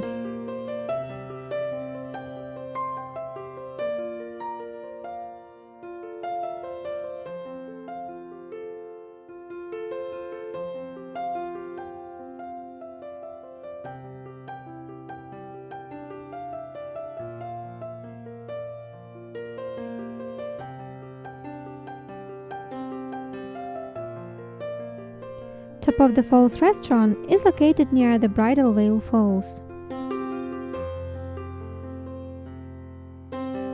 There is an illumination show over the waterfalls, which takes place every evening after the sunset every hour for 15 minutes.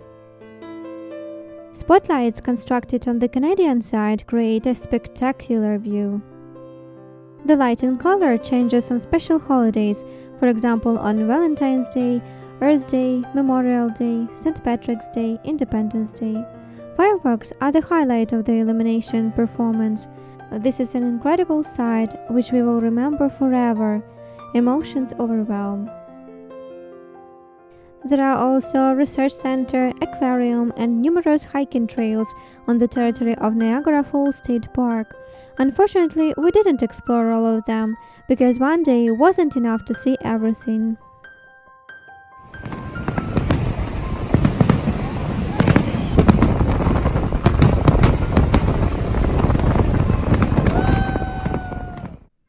It is possible to visit another very famous place, Lake Ontario, on the way back from the Niagara Falls. Lake Ontario is one of the 5 Great Lakes and is located on the border of the United States and Canada. The Great Lakes include 5 lakes: Superior, Huron, Michigan, Erie, and Ontario. The Great Lakes are the largest group of freshwater lakes on Earth by total area. The maximum depth of Lake Ontario is 246 meters or 810 feet.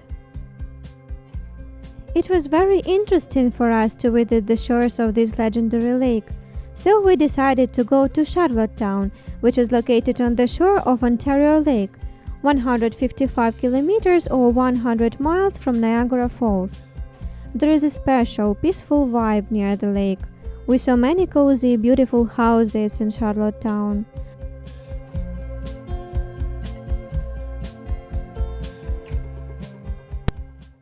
A lot of vacationers enjoy the sound of the waves and the light breeze on the lake shore.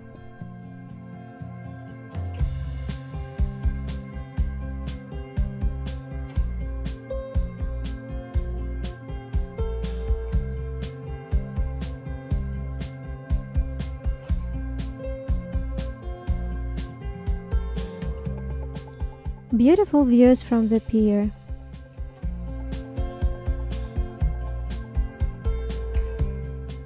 Sometimes the water level in the lake rises and even leaves the coast due to the large amount of rainfall.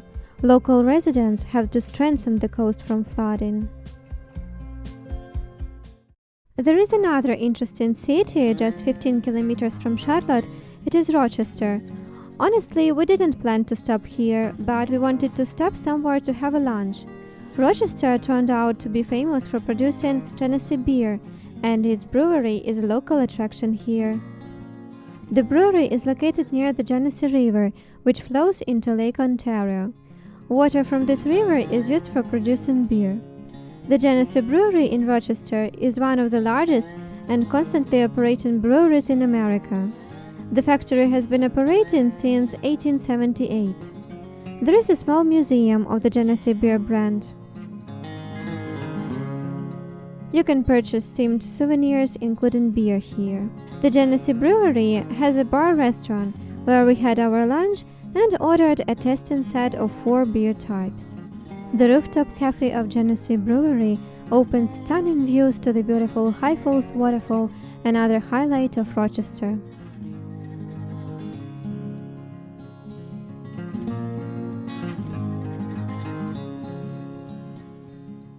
A very beautiful view to the waterfall opens also from the panoramic bridge.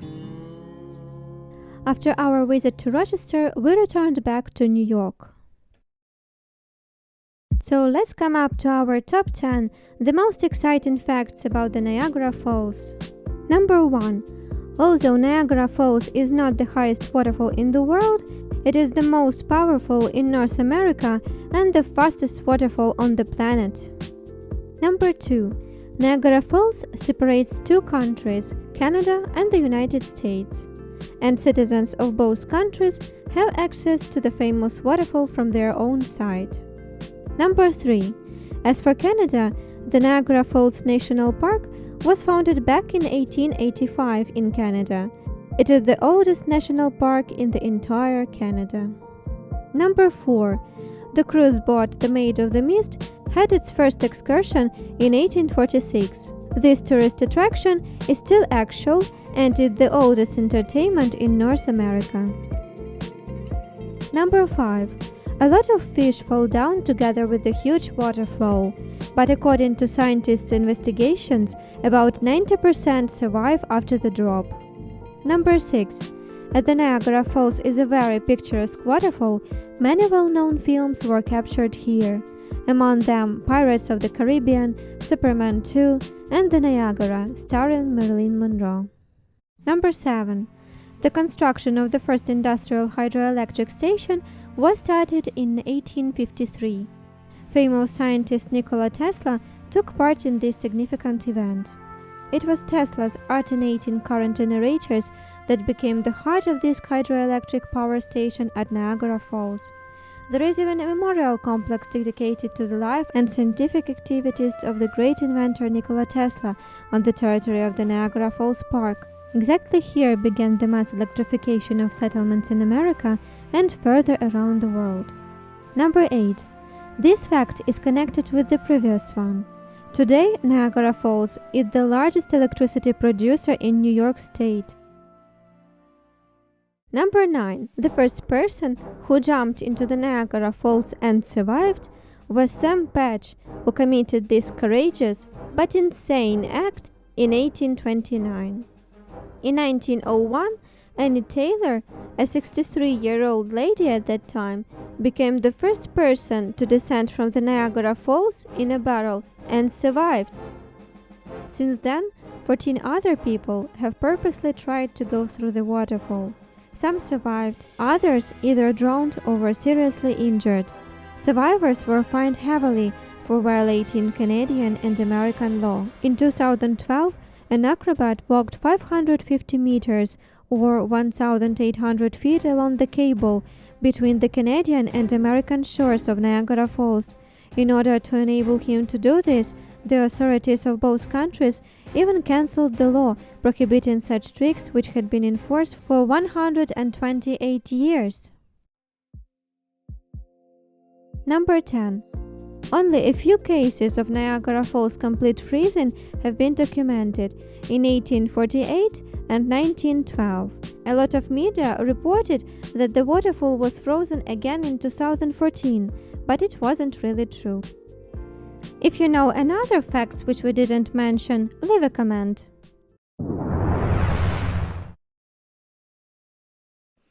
In this video, we will introduce you to Los Angeles, also known as LA or the City of Angels. It is a world center of cinematography, a city with splendid beaches on the Pacific coast. We will show you the most famous and beautiful places of LA and its surroundings, and we will share with you our experience and impressions from this city. We prepared carefully for this trip, learned tons of materials about Los Angeles, and formed our list of top sites. We will tell you about it in this video. Los Angeles is one of the most amazing cities which we have ever visited. Why everyone dreams to see LA? If you are interested to get know about this and about our adventures in this city, keep watching our video till the end. Here we go! Los Angeles occupies a huge territory, and almost all the famous sites of the city are located rather far from each other. It is possible to go by subway or by tourist bus hop-on hop-off around the city, but we decided to rent a car to feel that special vibe of Los Angeles. We were impressed by the huge road junctions of the city, how the roads twist over each other into all possible different directions. It is simply impossible to manage without the navigator there. We had to be careful and not to be in a rush. Otherwise, we could miss our turning and spend much time to return on our initial position. There were 7 lanes on the highway. It must have been the widest road we have ever driven. It is very picturesque in the city itself. High palms, exciting views, cozy houses with well-groomed gardens, like in beautiful American movies. Los Angeles is about cinema, beaches, a healthy lifestyle, and enjoying the moment of living. City of Angels is a Californian dream. Many people long to visit the city, at least as a tourist. Some people are brave enough to move here in hope to taste the joys of a beautiful life. So many movies were shot here. Hollywood is like the highest peak of success in cinematography for most of the actors. A huge part of famous actors live exactly here. As Los Angeles is a world center of cinematography, we decided to visit Hollywood Walk of Fame first of all. It is a long alley where a lot of copper stars are installed on the sidewalk of both sides. These stars are dedicated to the actors, musicians, and producers for their contribution into the entertainment and art industry. There are more than 2,500 copper stars on the Hollywood Walk of Fame. Every year, voting and selection of the artists take place in order to choose who will get this star. One more significant symbol of the cinema world is Dolby Theatre, earlier named Kodak Theatre. Famous American awarding Oscar ceremony takes place exactly here every year. Since 1929, the most outstanding actors and movies where they acted traditionally receive Oscar statuette for their contribution to the cinema industry. Every actor dreams to get this award, while the cinema goers hold their breath in front of their TVs during the broadcasting of the Oscar ceremony, in hope that exactly their favorite actor will be the winner. If you look more carefully from the bridge of the arc in the inner court of Dolby Theatre, it is possible to see that legendary Hollywood sign, but we will come back to it a little bit later.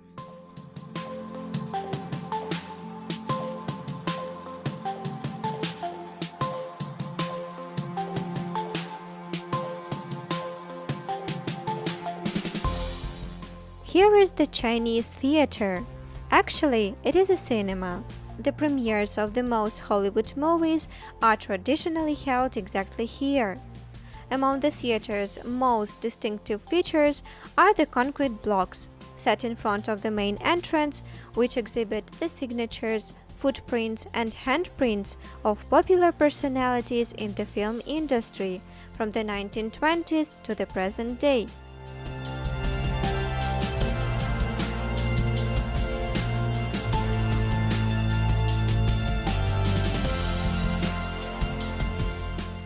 We saw a lot of animators near the Genese Theatre and Dolby Theatre. They are dressed like superheroes from the famous Hollywood movies and are always glad to take some photos with the visitors of the city.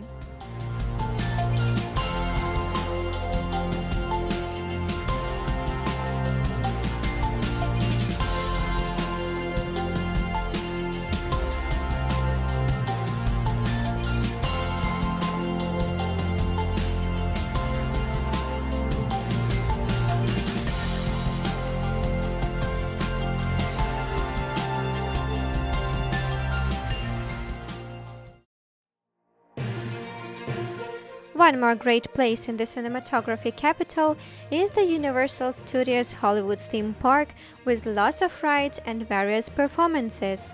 There is a long pedestrian street called City Walk with its numerous cafes, restaurants, cinema, and stores with thematic souvenirs in front of the entrance to the theme park.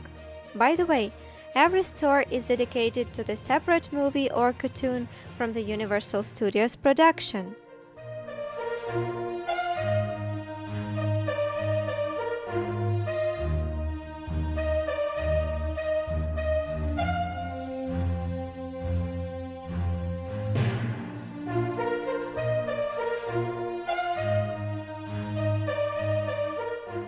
We saw the big spinning Earth sphere, the famous Universal Studios logo, in front of the main entrance to the park.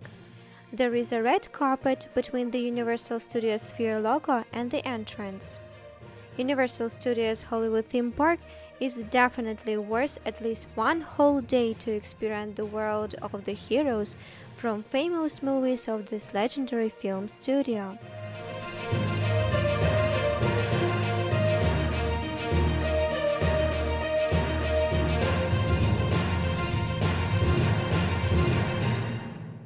And here is a luxury district, Beverly Hills. It is very nice to drive along the streets here. Every house is a real masterpiece. Beautiful gardens, palms.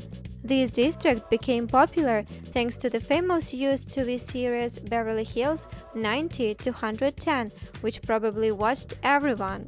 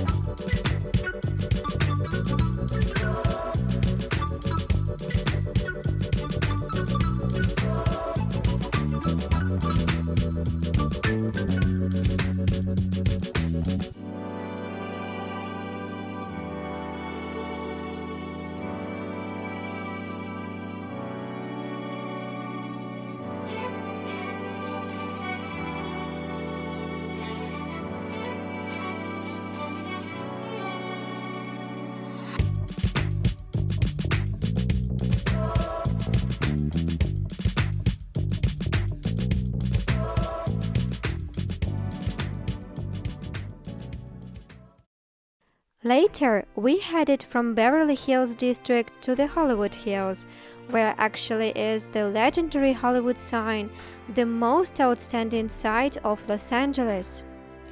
Hollywood sign is spelled out in 45 feet or near 14 meter tall and 350 feet or near 107 meter long white capital letters.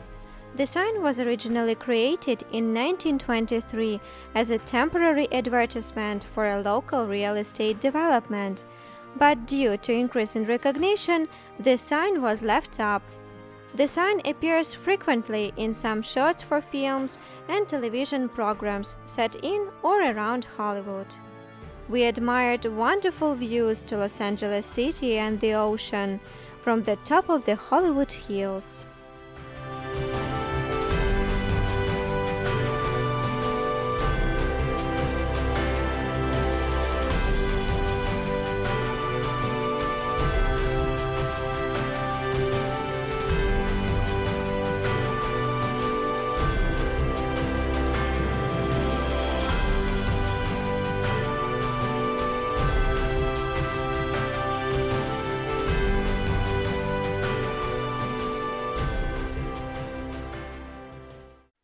Later, we decided to see the suburbs of Los Angeles, namely Santa Monica, located 30 minutes drive from LA.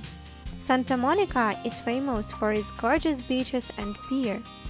This is the perfect place to enjoy the mightiness of the Pacific Ocean. There is everything necessary to have a good rest: cafes, restaurants, souvenir stores, theme parks, sports grounds.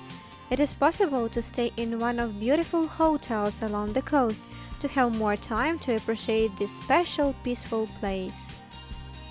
We started to explore Santa Monica on the pier, which was built in the early 1909.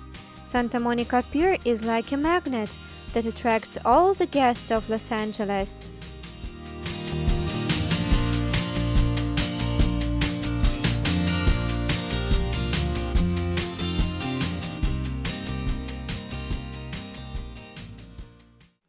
As soon as we got on the pier, we noticed Bubba Gum Restaurant. It is a chain of shrimp restaurants which appeared thanks to the legendary film Forrest Gump, starring Tom Hanks. There is a live queue in Bubba Gum restaurants, and sometimes it requires waiting a little bit longer than usual, but it's definitely worth it. Everything in the interior of the restaurants is connected to the film plot. A lot of phrases were adopted from the film in the decoration of the restaurant. We can even say that it is a restaurant museum dedicated to Forrest Gump film. Restaurants of Bubba Gum chain can be found in many tourist cities of America. We visited this restaurant in Las Vegas, which we will show you in our next video. After the Bubba Gum restaurant, we saw a theme park, Pacific Park, on the Santa Monica Pier, where everyone can spend a good time with children or feel again like a child. We were impressed most of all by the exciting roller coaster named West Coaster and 130 feet or 40-meter high Pacific Wheel with its amazing views of the coastline. By the way, Pacific Wheel is the world's only solar-powered Ferris wheel. We were lucky to test both attractions.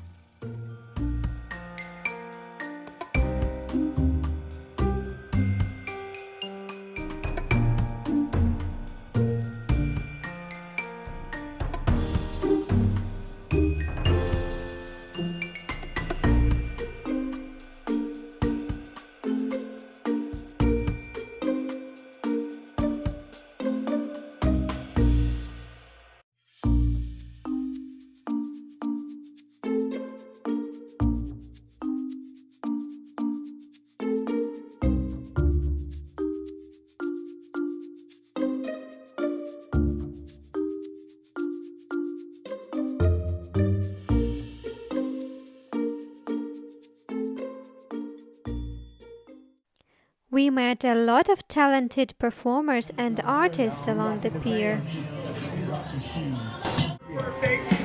Thank you. Anytime, guys.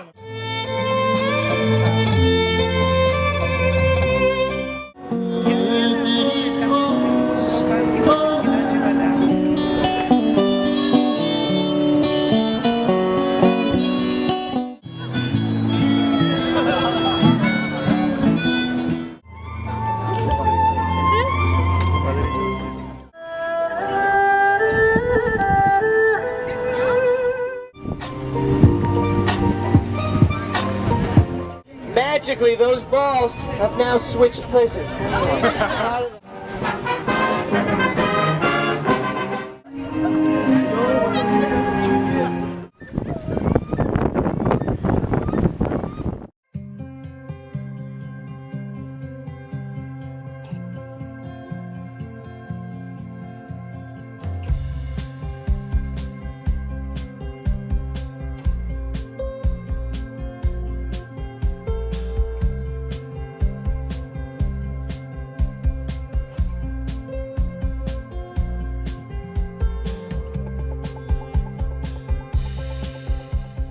Almost at every step we tried to capture as many views of the coastline as possible. The scenery is really fantastic.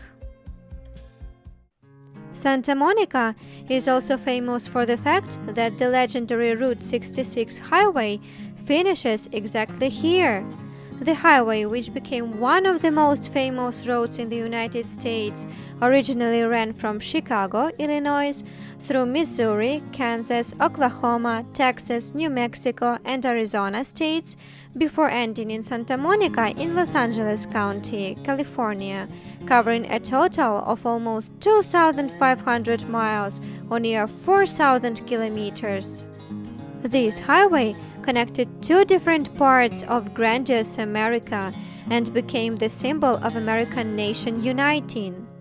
Route 66, also known as the Main Street of America or the Mother Road. A lot of movies were shot about this highway.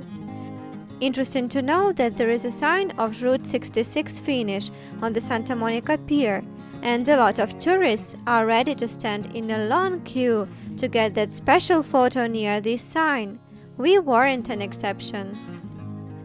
In the end of the pier, we saw a small store with thematic souvenirs dedicated to the Route 66. Nearby is a stand describing the history of this highway.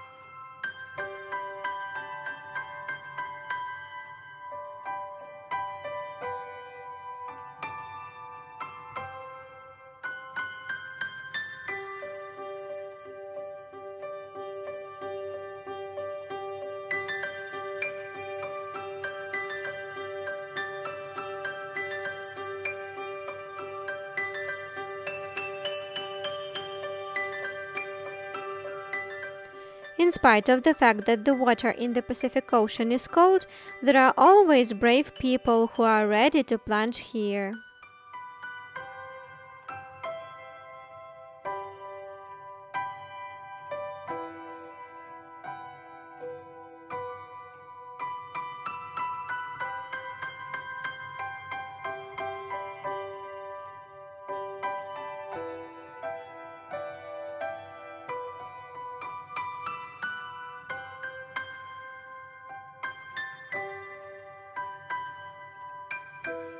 Lifeguard towers along the coast are like separate sites here. They are a local symbol.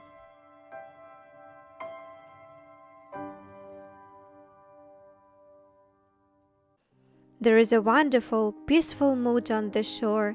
It seems like time stopped here. The sound of the crashing waves clears the body from the accumulated during the day tiredness, fills with vital, creative energy. Just catch this moment.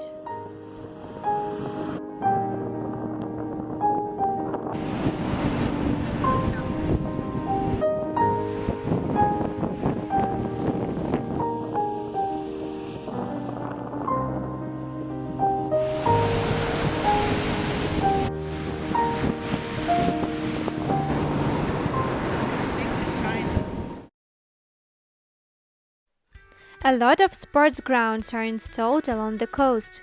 We saw many people jogging, training, riding bicycles or scooters here.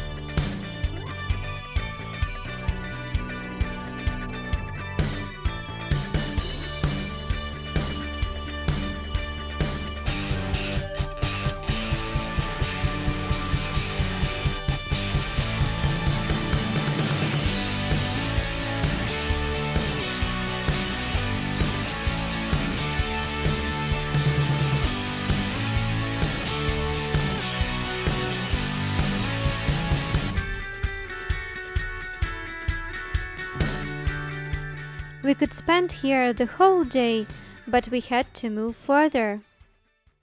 The next location where we headed was Venice. No, not the one in Italy. Can you imagine? There is such a district in Los Angeles. Venice was founded in 1905 as a maritime resort town. It was an independent town until 1926, then it was connected to Los Angeles. This district is famous for its canals, beaches, and pedestrian promenade. Small bridges are laid across the canals. It is possible to drive across these bridges and enjoy the picturesque views of the district. Later, we drove across the Marina del Rey harbor and saw huge, beautiful yachts and boats there. The harbor is located not far from the Venice district. We planned to visit also the Griffith Observatory in Los Angeles. We heard that there are stunning views to the night city from the hill of this observatory. But unfortunately, the observatory was under the reconstruction exactly for the period of our trip. Of course, we were slightly upset. But maybe whenever we will be lucky to come to Los Angeles again and we will finally visit the observatory. Now, we would like to tell you about the event which was the reason to our trip to the western coast of America, Los Angeles. It was our first time we traveled to USA, and it was kind of a spontaneous thing. So, how it started? We always wanted to see the live performance of the music band Blink-182 from California, as we liked their songs. Once we saw the poster advertisement of the musical festival, and they were in the schedule. The location for this festival was the suburbs of Los Angeles. The vacation was coming. We also always dreamt of a trip to America. The price for airline tickets turned out to be very good, and we understood that everything worked out in the best way.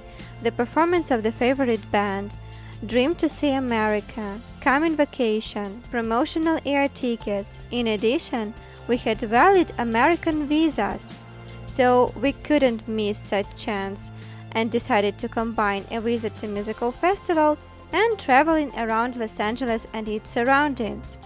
And this was the beginning of our grand American road trip.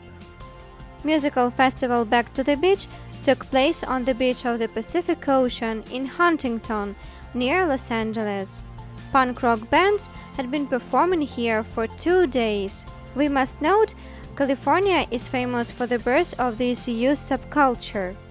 Californian punk rock was formed in the end of 70s of the 20th century and was characterized by its optimistic, mostly apolitical, joyful texts and energized music.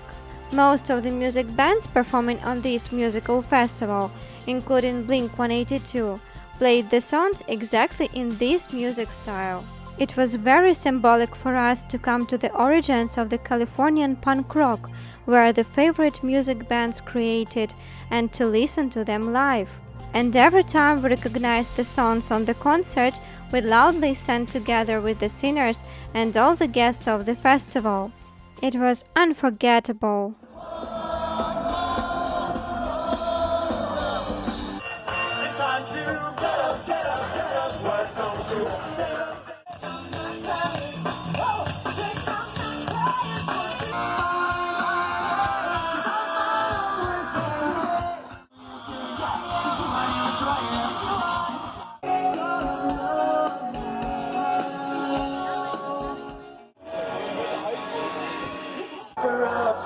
It was a Friday night, I woke alone to get the feeling right.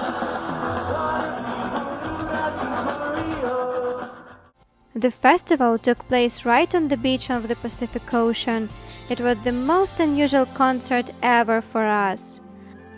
Life of the Californian youth is very well described in the American comedian film Back to the Beach of 1987 year production. Surfing, loud beach parties, punk rock subculture. We suppose the musical festival was named exactly after this movie. Musical festival on the Pacific Coast beach among the locals, their culture, is an incredible experience which we will remember forever.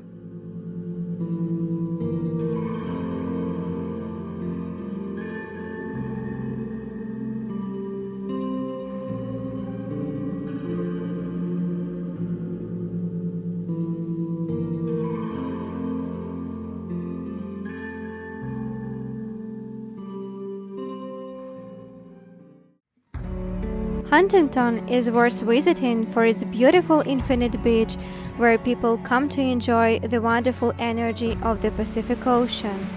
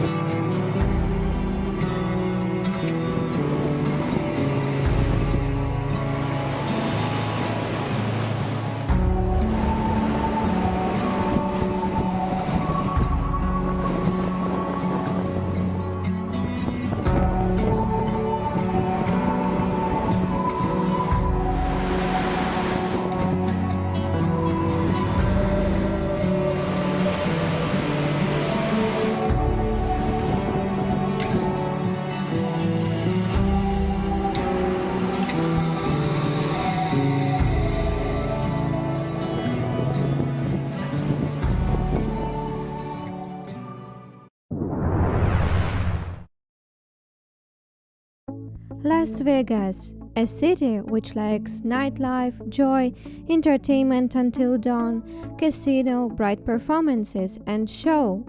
Las Vegas is a grandiose city which originated in the middle of desert. How could it happen? To get know about it, watch our video till the end. Here we go.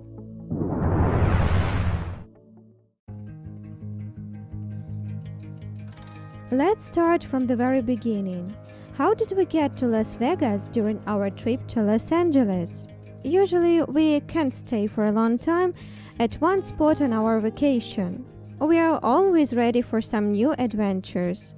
This time, our great adventure was a trip to the grandiose legendary Grand Canyon, which we will show you in our next video. As there is a rather long way from Los Angeles to the Grand Canyon, about 400 miles or about 6 hours drive, we thought about the spot where to stay on our halfway to the main destination. And Las Vegas fit this plan perfectly. Moreover, the best time for exploring this city is late evening, when the lights of grandiose casino hotels glow.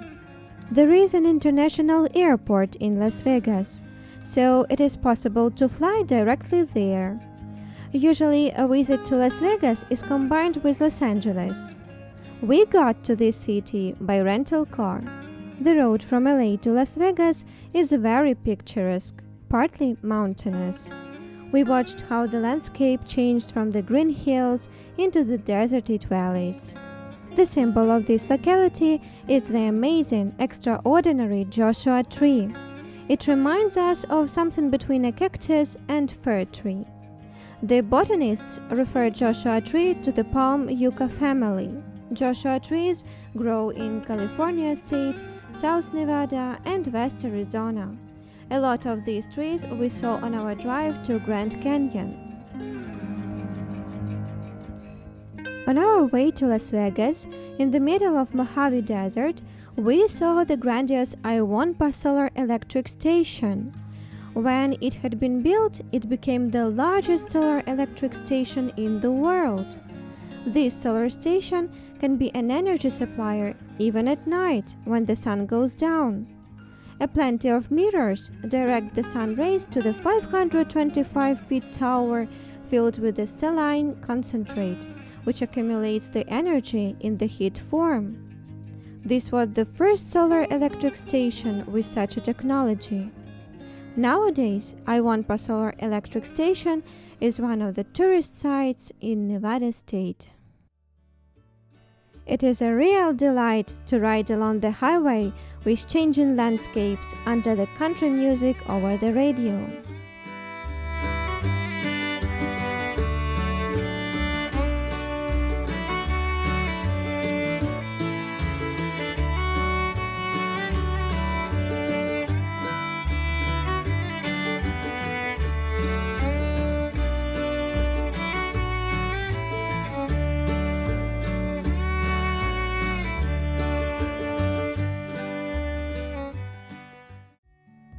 Honestly speaking, we didn't have any expectations regarding Las Vegas.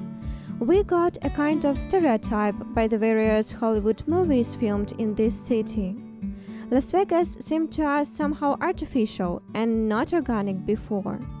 How could this city grow up in the middle of desert and moreover become one of the most famous in America?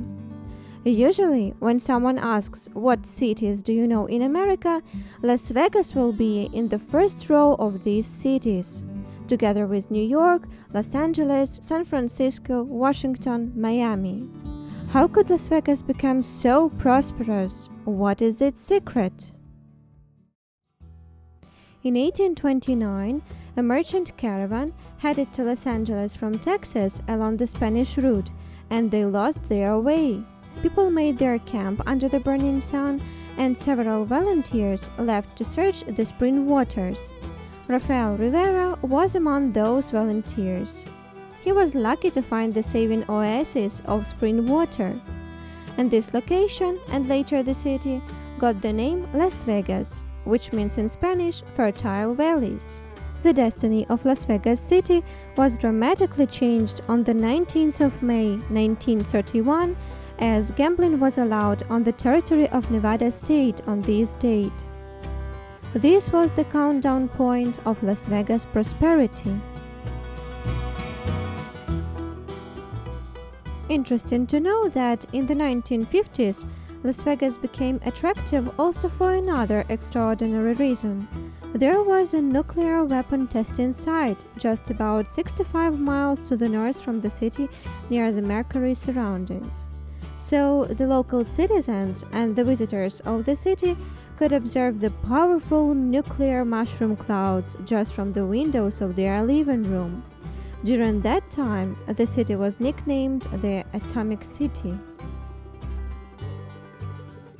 Las Vegas is a city in Nevada State located in the central part of Mojave Desert.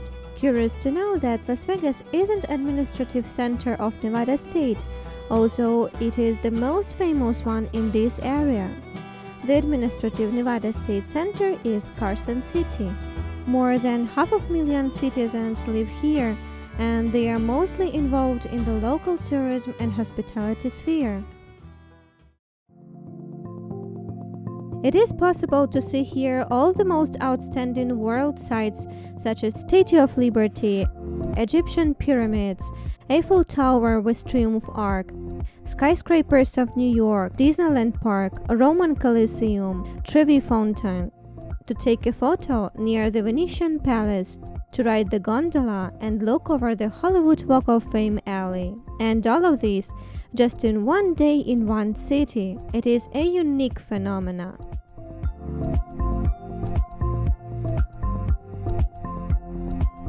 Las Vegas is one of the largest entertainment and gambling centers in the world. Numerous casino hotels are located on the most famous and lively Las Vegas Boulevard. This street is the heart of Las Vegas. Practically every casino hotel can be considered as the separate bright side of the city and is definitely worth attention. Among the most world-famous casino hotels are MGM Grand, Bellagio Casino Hotel, Encore Casino Hotel, Palazzo Resort Casino, Flamingo, Mirage.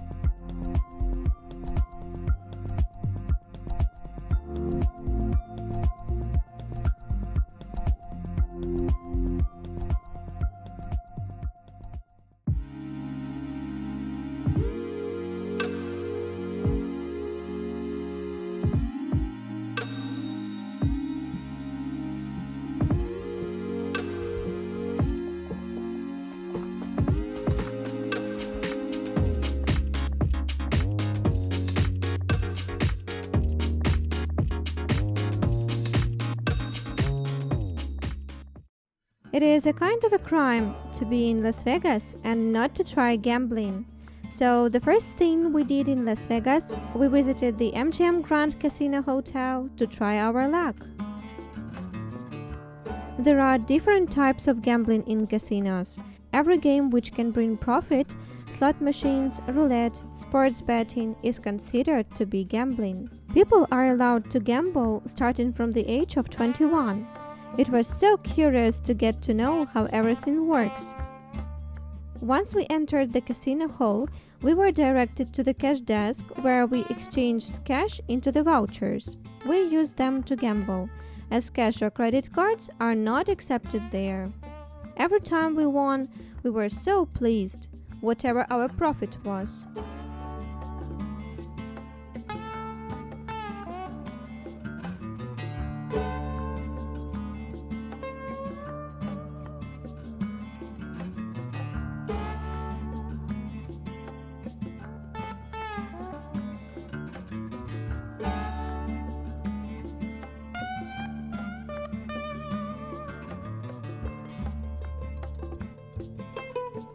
We wanted to go on, but it is very important to keep a cool head, to have control, and to know when to stop while gambling.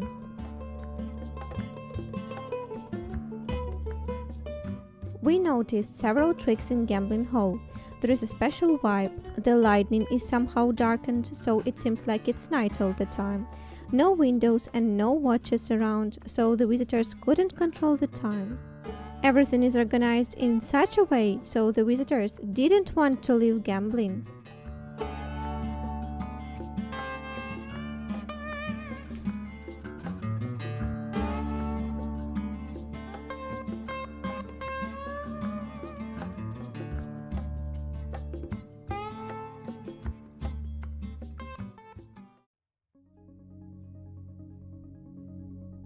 Las Vegas impresses not only by its bright casino hotels, but also by its great cafes and restaurants. Rainforest Cafe is a famous thematic cafe chain with a special tropical interior. Jungle plants, models of animals and birds, amazing fabulous atmosphere. Rainforest Cafe can be found in some big cities of America, also in London, Dubai, Paris and Tokyo. Legendary Bubba Gum restaurant was created by the inspiration from the Forrest Gump movie. We told about this world-famous restaurant chain in our previous video about Los Angeles. Incredible must-visit place.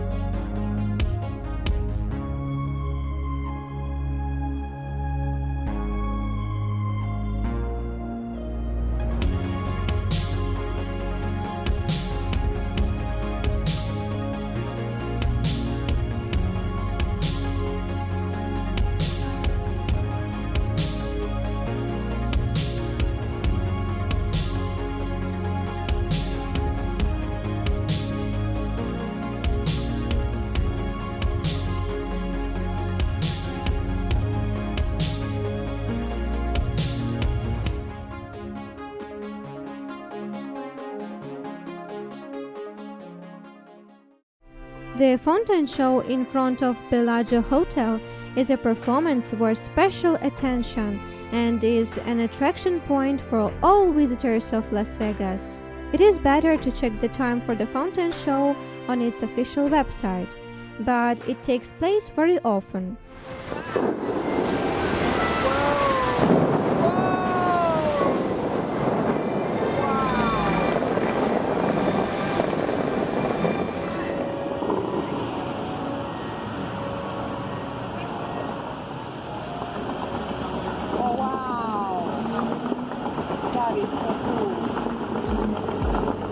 One more attraction point for Las Vegas visitors is the concert hall, where the world stars show their bright performances. Las Vegas is a festive city which never sleeps. This city is coming alive at night. Everywhere shine bright neon lights of the casino, hotels and restaurants.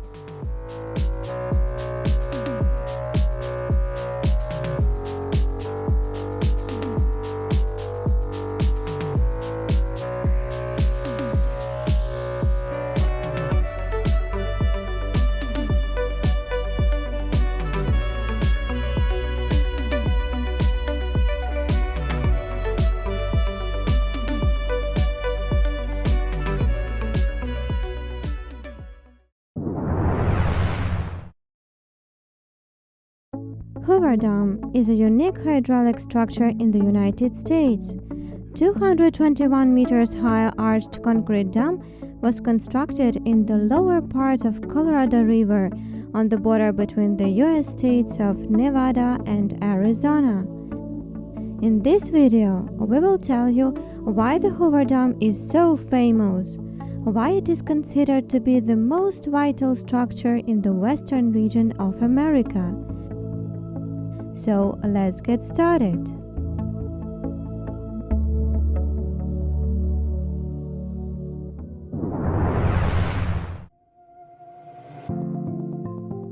We were surprised to find out that the legendary Hoover Dam was on the way from Las Vegas to the Grand Canyon, just 48 kilometers southeast of Las Vegas. And it would be unforgivable not to go there. You can watch our review of Las Vegas in our previous video. There is plenty of daily excursions from Las Vegas to Hoover Dam and Grand Canyon. Excursions by car, by bus, even by helicopter. We traveled by rental car on our own.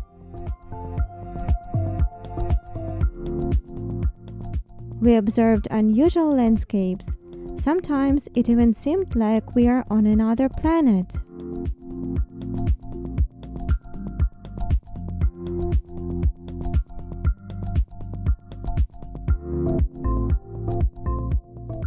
We were stopped by the police at the entry point to the Hoover Dam.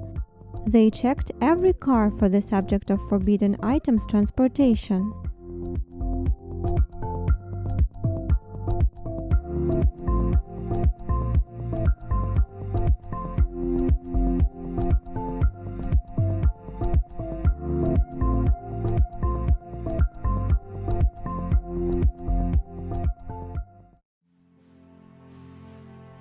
And here is the massive Hoover Dam.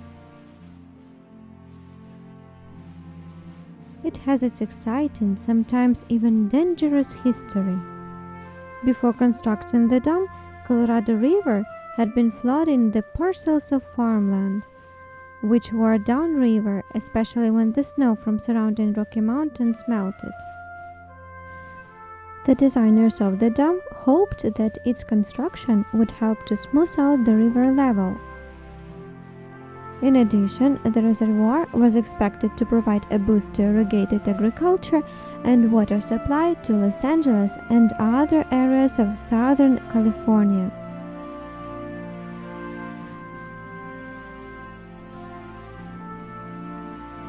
The dam was named Hoover Dam for 31st President of the USA, Herbert Hoover. He played a significant role in the dam construction. The building was started in 1931 and was finished in 1935. In 1936, the dam was already put into operation. As a result, the dam is 221 meter high, 379 meter long, 220 meter wide at the foundation and 15 meter wide in the upper part of the dam.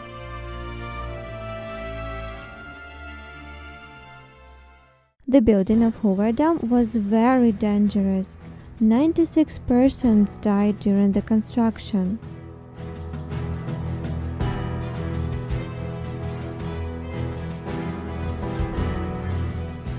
The memorial obelisk was set up to honor the dead builders of the dam.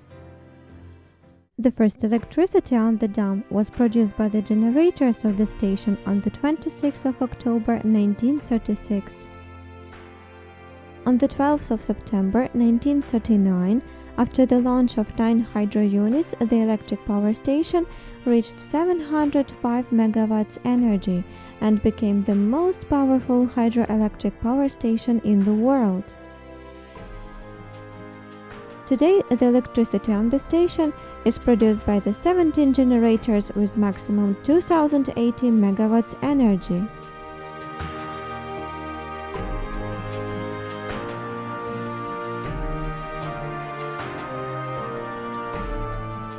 An architect from Los Angeles, Gordon Kaufman, was invited to create the project of the dam. Kaufman applied an elegant Art Deco style to the entire project. The upper part of the dam was decorated by the towers. The dam is protected against overtopping by 2 spillways. 2 clocks are set up on the spillways. The first clock shows the time in Nevada state and the second one in Arizona state. Both states are in different time zones, but since Arizona doesn't observe daylight saving time, the clocks display the same time for more than half a year. This place gives you shivers. It looks really stunning. The dam is extremely high. The road and pedestrian sidewalks were built on the dam. It is definitely worth walking along the sidewalks to feel the mightiness of this grandiose place. In the middle of the dam, you can listen to a guided tour in English. The dam offers stunning views, an industrial landscape on one side of the dam, a horseshoe-shaped base of the dam with an electrical installation and its numerous lines, and a photogenic bridge over the Colorado River, and natural landscape on the other side of the dam. The valley of the largest reservoir in America, amazing artificial lake Mead. There is an exhibition center on the Nevada state side. It is possible to buy something memorable from this legendary place in the souvenir store, which is a little bit farther from the exhibition center, and to have a snack in the cafe nearby the souvenir store.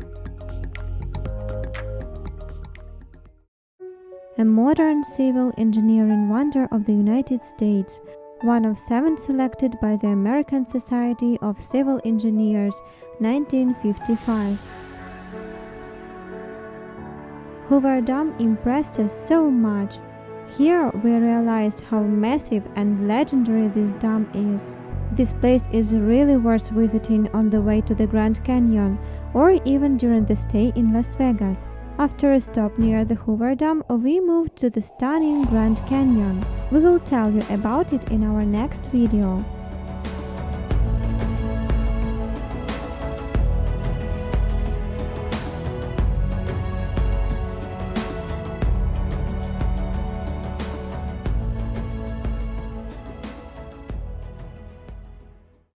Coming back to the Hoover Dam, we will share with you the top of the most exciting facts about this legendary dam.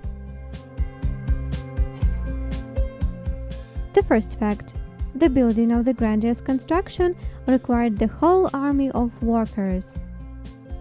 Just 12 kilometers from the dam, Boulder City settlement was built to accommodate 5,251 workers.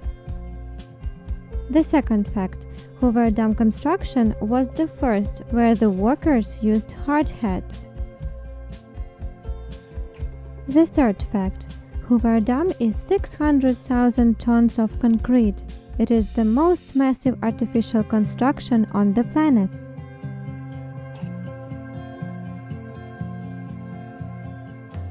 The fourth fact: electricity station on the dam is still one of the most powerful stations in the USA. The major part of produced energy goes to Nevada state. In the period from the 1939 till 1949, this station was considered to be the largest in the world. The fifth fact: Hoover Dam is on the border between 2 states, Nevada and Arizona, which are in 2 different time zones. There are 2 clocks on the spillway towers. The first clock on the tower from Nevada side, which shows North American Pacific time, and the second clock on the tower from Arizona side, which shows the time in the mountainous part. The sixth fact: a huge budget was spent for the building of Hoover Dam, about $49 million. It is about $729 million for today's cost. The seventh fact: Hoover Dam can operate for 2 years without any service until the canals will be overgrown with the underwater plants. Grand Canyon is the most famous canyon in the world. It is a place of incredible power. In this video, we will dive into the atmosphere of Wild West, get know about the life of the Indians, the very first inhabitants of America. After all, they lived here many years ago. Visit the cowboy ranch, enjoy extreme views from the most famous observation deck above the cliff skywalk, tell the history of the Grand Canyon formation, share our experience of visiting Canyon, and tell you about our adventure on the way back, which absolutely didn't fit into our plans. So let's get started!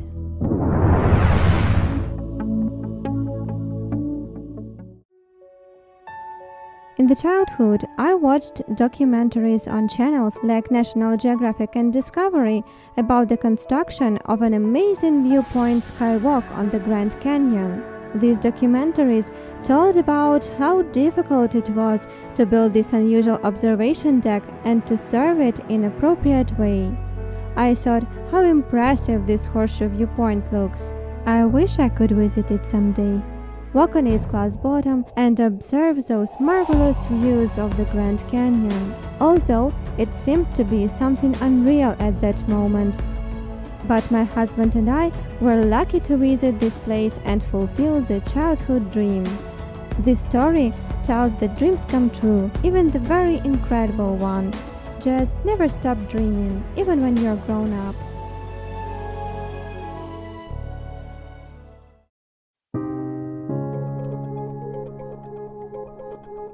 So let's get acquainted with the Grand Canyon. The Grand Canyon is located on the Colorado Plateau in Arizona State, USA, 200 kilometers from Las Vegas. The canyon is carved by the Colorado River along the marvelous gorges. The canyon is 446 kilometers long, maximum 29 kilometers wide, and 1,857 meters deep. How was the most famous canyon in the world actually formed? The Grand Canyon is one of the most unusual geological formations of our planet. It contains traces of 4 geological eras of the Earth. Various rocks and caves keep very rich biological, geological, and archaeological material. The canyon is considered to be one of the best examples of erosion, the destruction of the rocks by the surface water flows. Originally, the Colorado River flowed by the flat land, but as a result of Earth's crust movement, about 65 million years ago, the Colorado Plateau rose. Consequently, the angle of Colorado River inclination was changed, which caused the increase of the river speed and its ability to wash away the rocks on its way. This is how the Grand Canyon was formed. It happened about 5 or 6 million years ago. The canyon still becomes deeper as the erosion process goes on. The Aborigines of America, Indians, knew about the Grand Canyon thousands of years ago. Cave paintings, which were made by the Indians about 3,000 years ago, proved the first signs of life in the canyon. Indians lived in the caves, which were carved right into the canyon. In the 16th century, a Spanish group found the Grand Canyon while searching the gold. The first scientific expedition to the Grand Canyon was held in 1869. University professor John Wesley Powell researched and described the canyon during this expedition. Once, the former American president Theodore Roosevelt appreciated the beauty of the Grand Canyon. He liked to go hunting there, and the canyon became popular very quickly. Since 1979, the Grand Canyon has been included in the UNESCO World Heritage List. Can you imagine? In 2013, the famous American wire walker Nicholas Valenda crossed the Grand Canyon along a tightrope without any safety cables. It is not possible to drive along the Grand Canyon by car on your own, like we used to think before our visit. Only the guided bus tour has to be taken. There is a large car parking, helicopter spot and small airport, Grand Canyon West Airport, at the entrance to the park. The helicopter excursion can be taken directly here. Visitor Center, where you can buy the tickets for the guided bus tour and of course some souvenirs. The guided bus tour makes 3 stops. The first stop is Skywalk Viewpoint. The second stop is Guana Point, panoramic viewpoint to the canyon and Colorado River. The third stop is Ranch of the Indigenous American Indians Wallaby. Guided tourist buses run between the stops all day long, so it is possible to go to the next stop actually at any time, or on the contrary, stay longer, for example in order to have lunch in one of the local cafes with a gorgeous view to the canyon. There are lots of viewpoints on the territory of the Grand Canyon Park in its different parts, but the most famous and the most popular one is the Skywalk viewpoint with a glass bottom. The Skywalk hangs over a 1,200-meter canyon abyss and provides visitors with an incredible experience and breathtaking views. This viewpoint is also often called Horseshoe because of its shape. The Skywalk was opened in March 2007. To visit this viewpoint, it is necessary to pass the security check and leave all the private stuff like camera, mobile phones, etc. in the special lockers. Probably such measures were taken in order to avoid the long lines and give the opportunity to the visitors to feel the present moment during the visit and enjoy amazing views to the canyon, instead of a rush while taking photos.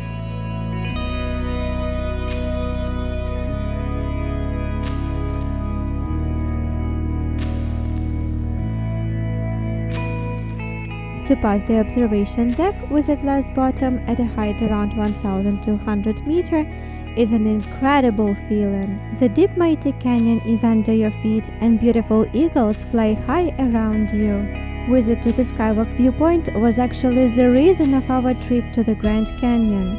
The kid's dream came true.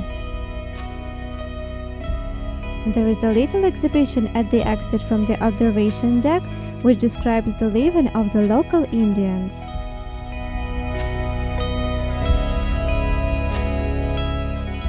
Near the building of Skywalk viewpoint, we saw ancient wigwams where once used to live the local Indians. Guana Point is the second tourist stop of the West Grand Canyon Park, which opens marvelous views to the canyon and Colorado River flowing along. On the territory of the Grand Canyon, fences are installed almost everywhere. You cannot come close to the cliff. There are guards everywhere. They constantly make sure that visitors follow the rules. But Guana Point is a little bit different. There is a short trail without any fences where you can walk alone and feel the powerful beauty of the canyon, admire amazing views to the canyon and flowing like a snake Colorado River, which actually created this legendary masterpiece, the Grand Canyon.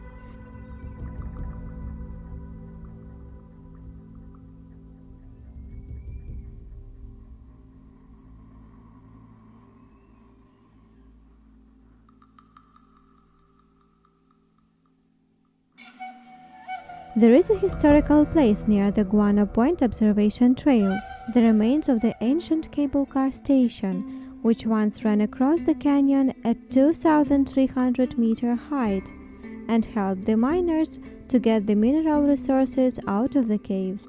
And during the 1930s, a boater passing through the canyon discovered a cave, which later was found to be rich with guano, bed droppings. This material was rich with nitrogen and useful as fertilizer. The U.S. Guano Corporation had purchased the mining rights in 1957 and began to construct the tramway to extract the guano from the mine. The use of cable cars for both the guano and miners was until early 1960s. A few months later, the cable was damaged by an Air Force jet's tail and never reopened. The cable-head house remains as well as some remnants at the cave and is now a tourist destination at Grand Canyon West. The ranch of the indigenous American Indians, Wallapai, is a very exciting village. It is a great place for a special photo session. Just don't forget to put on the checked shirts and jeans to fit the thematic background.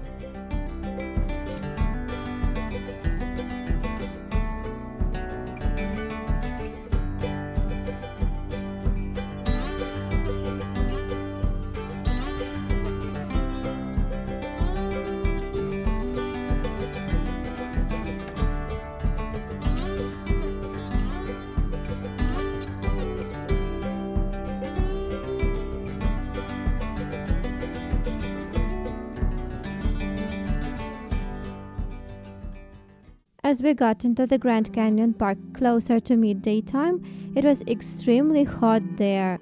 It was the end of April. Everywhere is the desert, no shadow.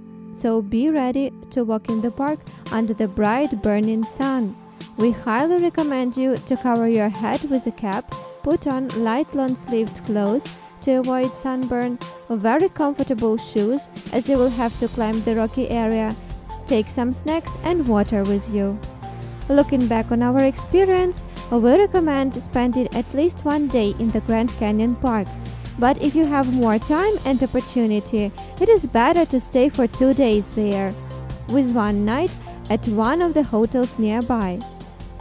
For example, on the first day, you could take this observation-guided bus tour to the best viewpoints along the route. Next day, you could maybe take a helicopter excursion around the canyon and ride the speedboat along the Colorado River. These are the best ways to explore the Grand Canyon. We spent half day in the Grand Canyon Park, left Las Vegas in the morning, had a stop near the Hoover Dam. At midday we were in the Grand Canyon Park and returned back to Los Angeles at night. Frankly speaking, the road from the Grand Canyon back to Los Angeles was rather long, and it was a kind of a crazy decision, sometimes even a challenge for us, as there were some mountainous parts of the road with reduced visibility. What road incident happened to us on our way back to Los Angeles? It was coming to the night. We were already close to Los Angeles. We enjoyed the blinding lights of the night city, just several miles left to our hotel. But suddenly, we heard some strange noise out of our rental car. As we moved along the highway and there was no place to stop and check the car, we kept on driving a little bit slower on the far right lane of the highway, hoping to get to the hotel and check the car there. Out of nowhere appeared the police car with a loud siren. We got slightly worried about that. It turned out there is a speed minimum limit even on that far right lane. You must drive at least 75 miles per hour. Otherwise, you need to leave the highway and drive along the alternative road, which is usually parallel to the highway. After we had left the highway and moved to the alternative road, another policeman stopped to check if everything was fine with us and helped us to find the reason for the strange noise from the car. It was a screw stuck in the car tire. We tried somehow little by little to come to our hotel by this car, but the tire was absolutely damaged on our way later, and we couldn't move further. We called the insurance company by the telephone number in our rental car insurance policy. Fortunately, this case was included in the insured accidents. We had two options: to wait for several hours till someone from the insurance company would evacuate our car, or to change on our own the damaged tire into the space-saving tire, which was in the car under the baggage hold. It was late night. We dreamt about coming to our hotel as soon as possible, so we decided to act on our own, change the tire. The next day in the morning, we went to the closest representative office of our rental company and changed the car into another one. We didn't have any experience in contacting insurance company abroad till this case. Of course, it was an annoying situation for us, but it was a kind of our experience, although not a pleasant one. The most important thing in this case is not to rush and act by the instructions. The next day, after the change of the car, we headed to the beach musical festival Back to the Beach, which was actually the reason for our trip to the West Coast. We told you about it in our previous video about Los Angeles. This was our trip to the West Coast of America. We were very impressed by the places we saw during this trip. This journey has broadened our horizons. We were impressed by the multiculturality of America, kind, lovely local people we met on our way. We wish we could come here again and again to open new, interesting, beautiful places and experience fantastic events. We hope to explore the northwest of America in the near future. San Francisco, Silicon Valley, the picturesque road of Big Sur Bay, national parks of Sequoia and Yosemite are the top places on our travel wish list. Don't forget to click the thumb button, comment, share the video if you like it, and subscribe to our channel if you want to get such short, informative overviews about the most interesting places of our planet. World with a twist. Let's discover the world together!